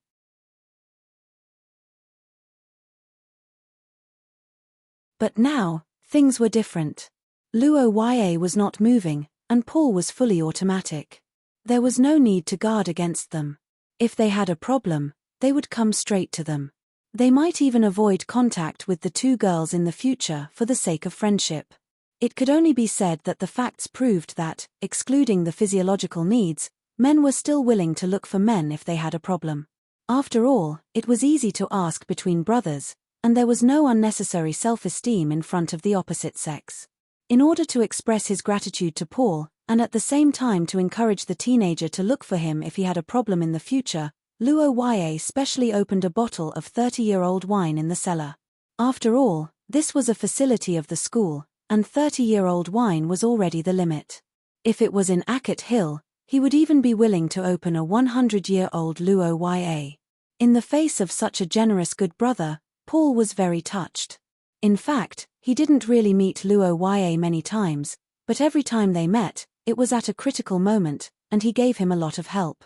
Whether it was taking him to school or supporting him in front of the seniors, Luo Yue never asked for any reward from Paul. He didn't even need his gratitude. Now that he came to freeload, Luo Yue not only didn't dislike him, but was also very enthusiastic. This made Paul feel emotional for a while, but at the same time, he couldn't say his other purpose. "Ian, what's wrong? Is there anything you want to say?" After drinking a glass of wine, Luo Yue, who sensed that Paul seemed to have something on his mind, blinked and asked. Upon hearing his words, the teenager hesitated. After a long time, he finally mustered the courage to ask Luo Yue. "Big brother Luo Yue, I can join your faction?" The sudden request stunned Luo Yue, and also made the atmosphere in the restaurant tense all of a sudden. Luo Yue put down the glass of wine and looked carefully at the teenager opposite him. For a moment, he couldn't give an answer because one thing was inevitable when talking about Paul, and that was Paul's elder sister, Lillian Aikman. Normally speaking, as someone of the same race, Paul would naturally join Lillian's Purple Rose. But the farce played by the seniors of the Austen Empire when he entered the school seemed to have changed his mind. At that time, many of the people who shouted along with them were students of the Austen Empire, so I feel that joining them is a little. Ha. As Paul spoke, an ugly smile gradually appeared on his face. In the end, he couldn't continue and could only laugh. Upon looking at this young man, Luo Yue knitted his brows and felt that something in his heart was touched. Indeed, as an illegitimate child, Paul's living environment was much worse than Luo Yue's.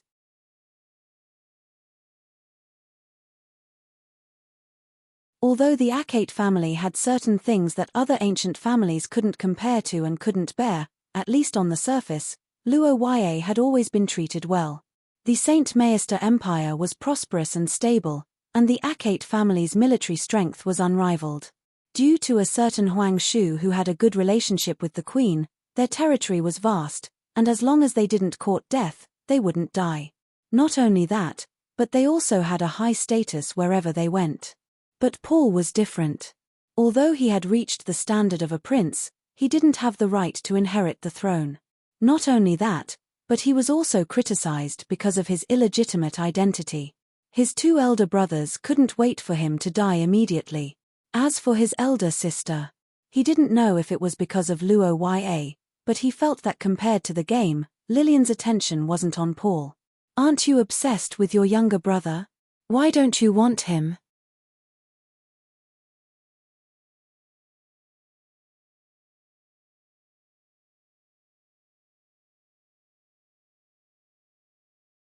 Chapter 271. In the bedroom, Luo Ye put his cane aside, sat on a chair, and sighed as he looked at the night outside the window. Although he agreed to Paul's request at the dinner table, Luo Ye still felt a little guilty when he thought about facing Lillian, who was tutoring him. Isn't it a dead end to snatch a younger brother who has a brother complex? What should I use to compensate her? Luo Ye scratched his head helplessly. He could only put these thoughts behind him and go to the bathroom to wash up. Soaking in the warm bathtub, Luo Ye stroked the pale blue ring on his hand. His mind was in a mess. Although he refuted Paul's words before, what Luo Ye said at the dinner table was also his true thoughts. As a preceptor, he enjoyed the convenience brought by this position and received the admiration of the students. Naturally, he had to pay a price. At least, when he discovered a possible crisis on campus, he should take the initiative to investigate the situation instead of shrinking back. The sense of responsibility in his heart overcame his fear, making Luo Ye's will firm. He got up and dried his slender body, walked to the bed with a bath towel, took off the blue rose, silently put on the black rose ring, and then lay on the bed and closed his eyes. When he opened his eyes again, Luo Ye was already in darkness. He poured the power of the curse into his eyes. What he saw was not the gloomy sky from yesterday, but a somewhat unfamiliar ceiling. He got up and scanned the surrounding environment. A soft red carpet, tables and chairs made of warm wood, a podium with some teaching materials, an extinguished incense burner, and a chandelier that was used to enhance the light source, but now it was completely dark. This was everything in the vicinity. It was a small classroom. Luo Ye, who found no enemies, breathed a sigh of relief. He raised his hand and looked at the ring in his hand. He was basically sure that this dream was related to the black rose ring. In order to rule out all options, Luo Ye went to bed naked. He had nothing on him except for the black rose ring. Fortunately, after entering this dream, his clothes were still his usual clothes, and there was no midnight running scene. The black-haired boy stood up and cast a lightness spell. He then adjusted his breathing and walked towards the door of the classroom. The doors of St. Freya Academy's classrooms were thick and heavy, but they were all high-end goods, so the sound of the door opening was very soft. After carefully listening to the movements in the corridor, Luo Ye gently pushed the door open. He looked left and right in the dim corridor, then went to the window to confirm the floor. When he found that he was on the second floor, he thought for a moment and resisted the eerie feeling in the building and did not directly jump down from the window. Cautiously going down to the first floor, Luo Ye glanced at the open door of the teaching building.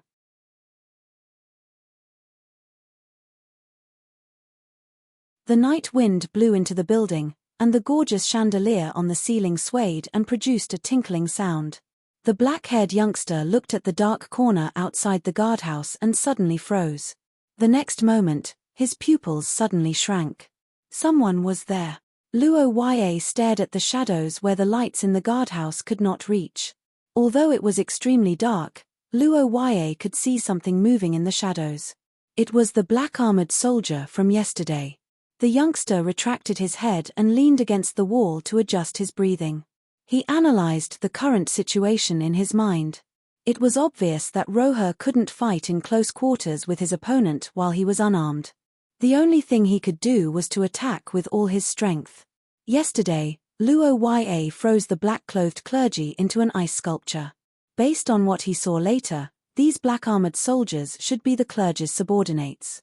In theory, they should be easier to deal with. After sorting out his thoughts, Luo Ye dispelled his fear. After counting down from 3, he rushed out of the staircase and raised his hand to release a ray of cold air.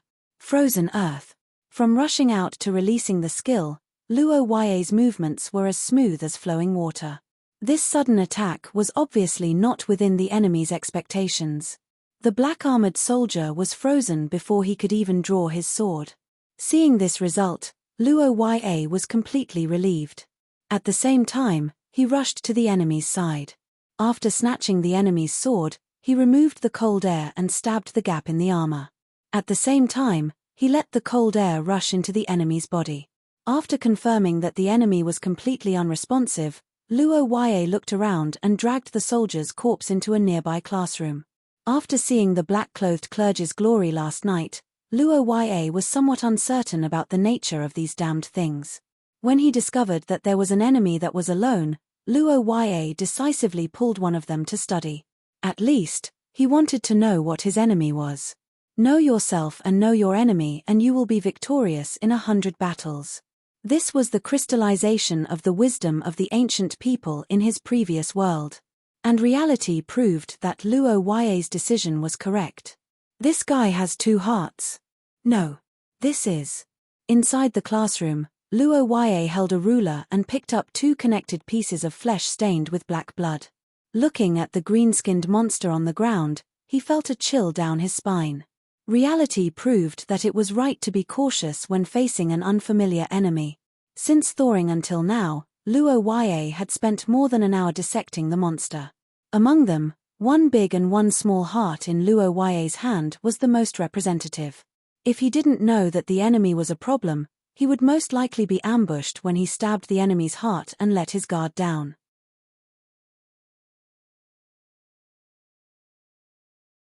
Although it was impossible for these guys to threaten Luo Yue's life with their strength, but when he thought of the person whose heart was pierced was still moving, he felt a burst of goosebumps. Fortunately, I discovered it in advance. Like I said, I can tell at a glance that you're not human. Wait, this seems to have grown later. After carefully observing for a while under the moonlight, Luo Yue stared at the smaller heart and narrowed his eyes. He felt that the smaller heart seemed to have been cut off from the bigger one and grew later on.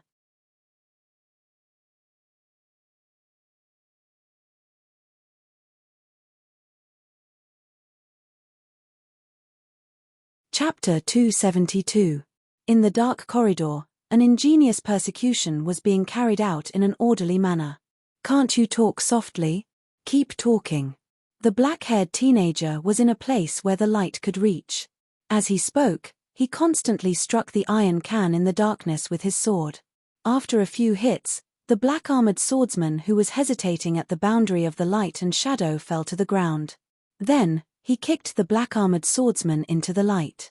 To his surprise, the black-armored soldier under the light didn't seem to be affected.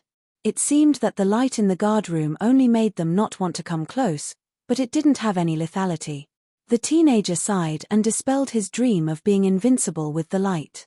Then, he chopped off the enemy's head. As he knew that these monsters hated the light in the guard room, Luo Yue simply dragged the corpse under the light. With the help of the light source, he carried out another medical study. The result was that this monster's physiological structure was different from the previous one. It didn't change its mind, but it had an extra liver. I didn't expect it to be a liver emperor. Luo Yue raised his eyebrows and returned the blood-stained organs to the original owner. Then, he observed the body shape and found that the soldier didn't have a Kirin arm. The individual differences are huge. This is a bit difficult to deal with. The black-haired teenager muttered to himself. His gaze gradually became serious. If these monsters were in the same situation, it would be fine. But now, each of them had a strange shape and their weaknesses were different. The only way to deal a fatal blow was to target the hardest part of the brain. After that, Luo Yue did the same thing and killed another black-armored soldier at the entrance of the teaching building. However, other than further confirming that each of these guys was different, he didn't find anything. He didn't find anything about the monsters, but he did find something about the black rose ring. Why do I feel that the black rose seems to be brighter? Is it an illusion? Or... Luo Yue looked at the ring after killing 3 black-armored soldiers. He inexplicably felt that the unknown material of the rose was more dazzling under the light. However, before he could study it further, the room's alarm rang again in his ears. Ring ring, ring ring ring, ring ring ring. His body shook slightly. Luo Yue opened his eyes on the bed and temporarily bid farewell to the dark world. On a sunny morning, Luo Yue had breakfast at the dining table with Paul, who stayed overnight. Every year, as long as it didn't exceed the stipulated amount, St. Freya Academy could reimburse it. They were indeed rich and overbearing. As for the excess, Luo Yue, as the acting lord of Acate Hill, had the ability to pay for it. That was why he was able to drink so happily yesterday. It was inevitable that they would taste good when they were eating and drinking legally with public funds. During breakfast, Luo Ya didn't know why Paul looked at him with eyes full of respect, which made Luo Ya feel inexplicably uncomfortable, but it also gave him time to reconsider some issues. Luo Ya carefully considered Paul's matter and felt that it was necessary to continue the existence of Paul's consulting department in the original work. Although Luo Ya was beaten to death by the protagonist and the 4 female protagonists, that was only internal strife. In Eye of the Recorder, Paul was able to develop a relationship beyond friendship with so many beautiful girls who were hostile at the beginning. Naturally, it was not by empty words, but by common experiences. Luo Ya recalled Paul's experience in the game and sighed, but he was unaware of what he had done for so many years. Paul was eating and drinking as usual. His eyes were on his elder brother, but he couldn't guess what he was thinking. The choice in a critical moment reflected a person's nature. As the saying goes, it is easy to change mountains and rivers, but it is difficult to change one's nature. Just like in the ordinary days of life, it is often impossible to see a person's nature. Only in a bad environment and in the face of a crisis can the nature of a person be seen, and who is hypocritical and who is real. And these moments of crisis were simply external factors. Luo Ya did change a lot of things over the years. Over time, he even changed the power structure of Saint Freya Academy. But the good in the game were influenced by him, so how could the villains bow their heads and worship him? Obviously, this was impossible. For example, the 2 clowns who made things difficult for Paul when he entered the school did not change at all. In fact, they were even stronger. And in the entire villain camp, people of this level were not even considered minions. They were completely roadside monsters. Even after Luo Ya, the original villain boss, cleared his name, the events that Paul would encounter in the future only reduced a part. There were still many difficulties. These difficulties were not only Paul's obstacles, but they would also affect the entire campus and even involve the girls, causing a devastating blow to Luo Ya's beautiful life. If these external factors were not eliminated, Luo Ya would not be able to sleep well. In order to get rid of these scum, and in order to show his prophetic advantage of knowing the plot of Recorder's Eye, Luo Ya had to let Paul restore part of the plot as much as possible. At least, the consultation department as the introduction of various events was indispensable. But unlike the original work, the consultation department, which was originally a miscellaneous department in the academy, would change into the consultation department of the Rose Guild. Paul would be in charge of the specific matters, and Luo Ya would be in the background.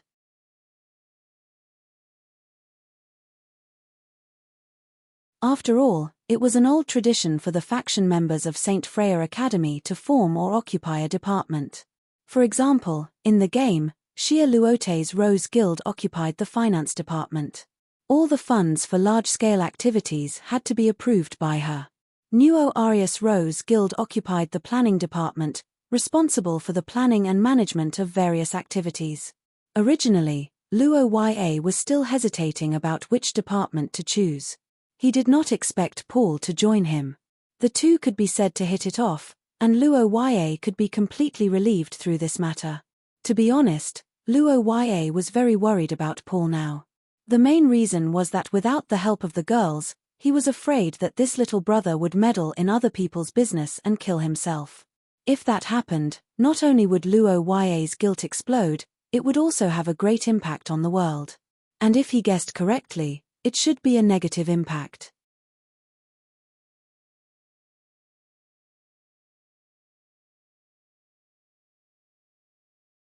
Chapter 273. Luo Ya actually didn't know how many people there were in the Creation School, a special branch of the Summoning School. It was better to say that he was busy day and night, and even late at night, so he didn't pay attention to it. But he didn't pay attention to it, but others did. For example, Lillian, as a third-year student, she was very clear about the situation in the Creation School.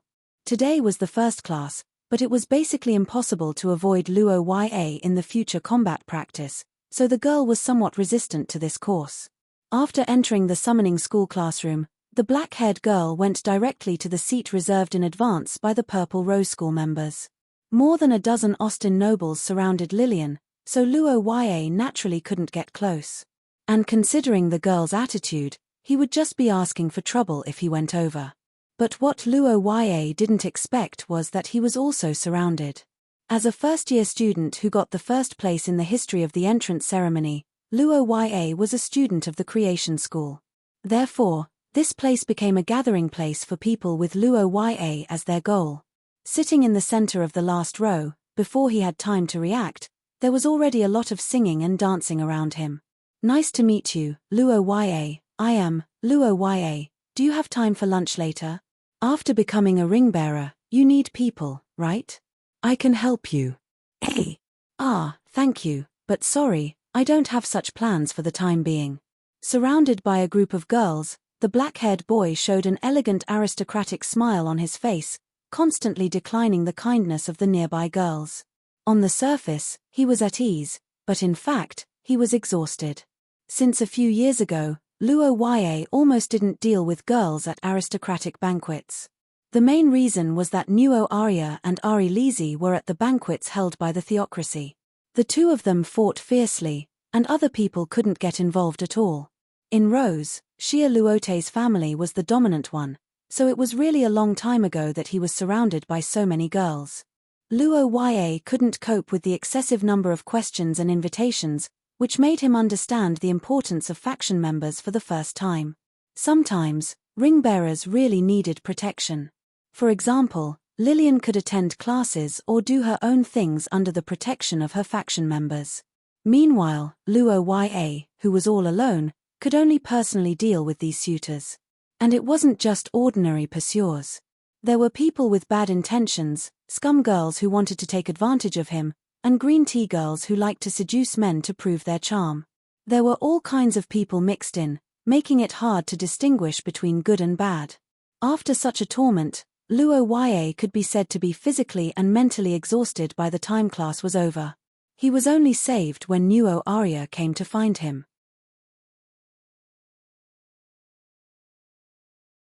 Miss Angel's pupils shrank when she saw the group of girls surrounding Luo Yue. The theocracy nobles around her were very self-aware. They didn't need to be ordered to directly swarm forward and use their bodies to block the crowd for Luo Yue. I say, it's about time for Blue Rose's faction to recruit people. If this goes on, you won't be able to attend classes. Indeed. My apologies, Nuo Arya. You've been a great help. The blonde princess glanced at the dissatisfied vixens and nodded slightly, not taking them seriously at all. As a matter of fact, this motley crew wasn't the reason why she came here. She was only here to see how Luo Yue was getting along with the other rows. The nearby students came and went. Soon, the black-haired girl walked out of the classroom accompanied by the crowd. Nuo Arya and the others naturally attracted Lillian's attention. Under the gaze of Lillian's purple pupils, Nuo Arya reached out and grabbed Luo Yue's hand as if declaring sovereignty, using practical actions to show that he was under her protection. But facing this behavior, Lillian didn't say anything. She simply swept a glance at the two of them and shifted her gaze away. Nuo Arya and Lillian were of different grades and didn't know each other, so they didn't intend to greet each other. The two groups brushed past each other. Lillian didn't look at them and seemed to be uninterested in them. Nuo Arya followed her all the way until she disappeared. Luo Yue, that woman didn't do anything to make things difficult for you, did she? No, not at all. Or rather, she gave him a lot of help. The black-haired young man answered with a guilty conscience. Upon hearing this, Nuo Arya heaved a sigh of relief, held his hand, and revealed a smile. That's good. Then, according to the agreement, you'll accompany me at noon today, right? The princess said. Her blue pupils squinted excitedly as if they were sparkling. Many of the nearby boys saw this and walked away with envious expressions. However, facing the familiar gaze of a predator, the young man's heart inexplicably skipped a beat, and he was instantly alerted. Lunch, danger. In the busy streets at noon, Lillian Aikman returned to her residence surrounded by the nobles of Austin. The junior students had to rush to lunch due to schoolwork, but for the senior students who were relatively free and had no classes in the afternoon, it was a good choice to miss the peak of the crowd. As for Lillian, She didn't need to go to the high-class restaurant in the school because the imperial chef of the Austen royal family was in the building under her feet. Among the 3 princes and princesses of the Austen Empire who had the right to inherit, Lillian's identity was particularly noble. Her father was the emperor of the empire, and her mother was born in the Seylan family, a duke family that had been passed down from the Second Era. They had been the ruling class since the human migration to the West 1,000 years ago. They were also one of the few great nobles that formed the new Austen Empire. Such an identity was basically the end of the line in the empire that believed in the pureblood theory. Naturally, she would receive preferential treatment. The imperial chef of the palace was just the tip of the iceberg. However, unlike usual when she ate alone, Lillian's exclusive building, the Linglong Pavilion, welcomed a rare guest today.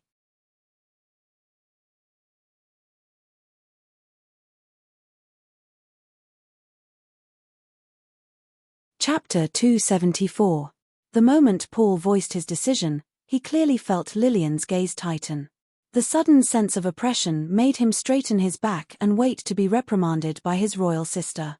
However, to his surprise, after a long silence, Lillian did not say anything. The black-haired girl stared at the young man opposite her at this time.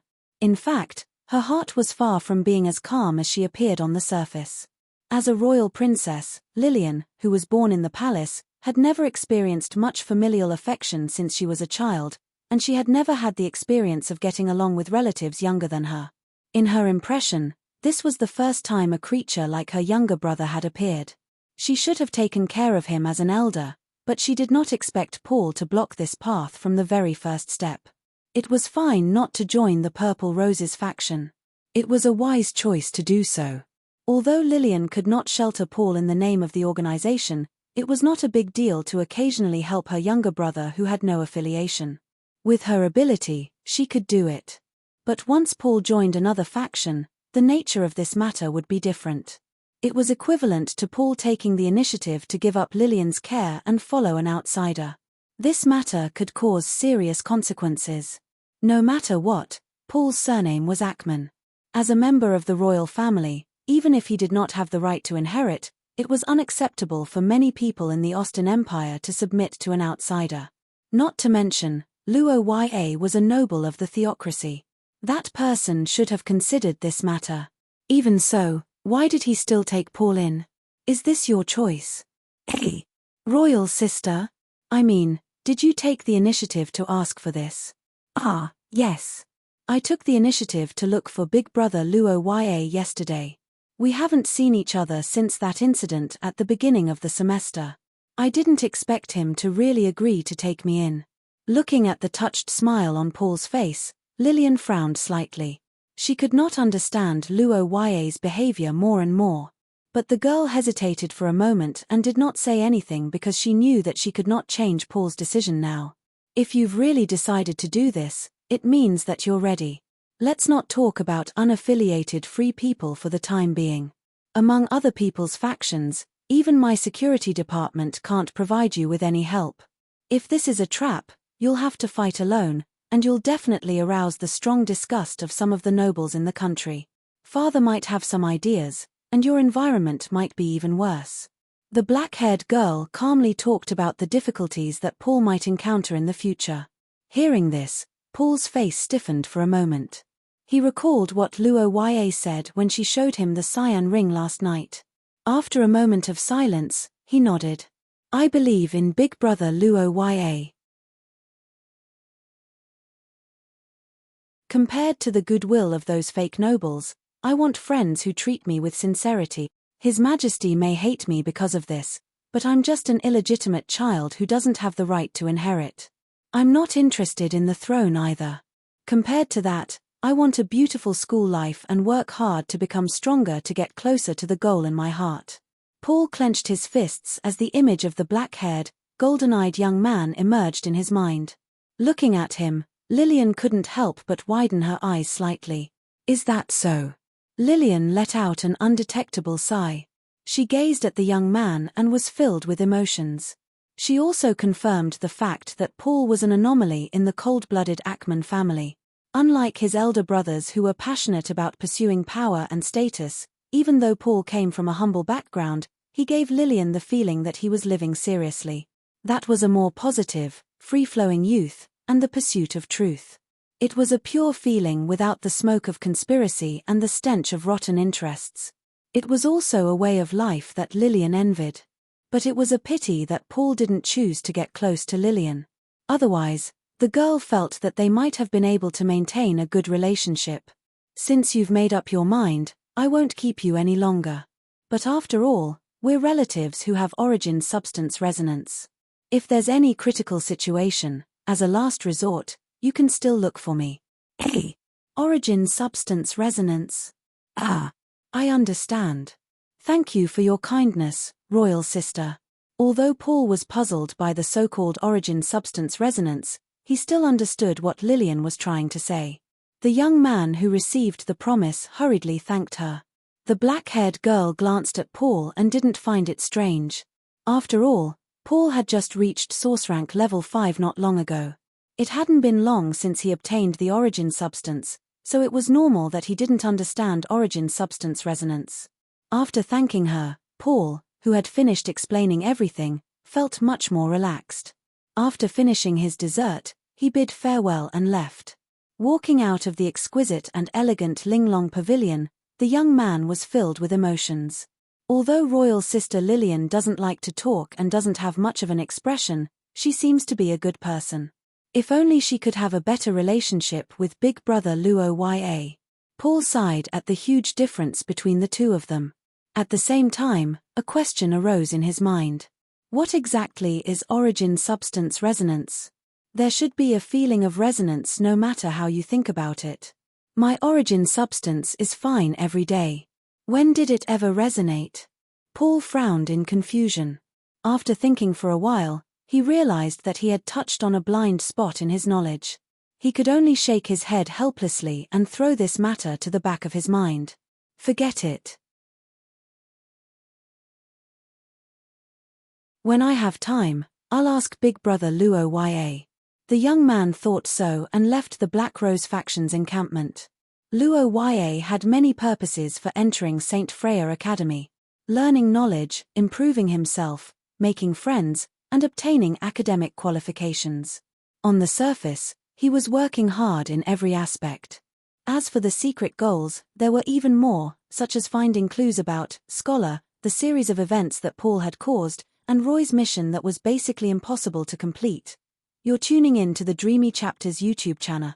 We're so grateful for your support and don't forget to subscribe to join us on this incredible journey through captivating stories. Your generosity through donations truly makes a world of difference, as it's the primary source of revenue that allows me to expand and enhance this channel for you. Thank you from the bottom of my heart for being a part of this adventure.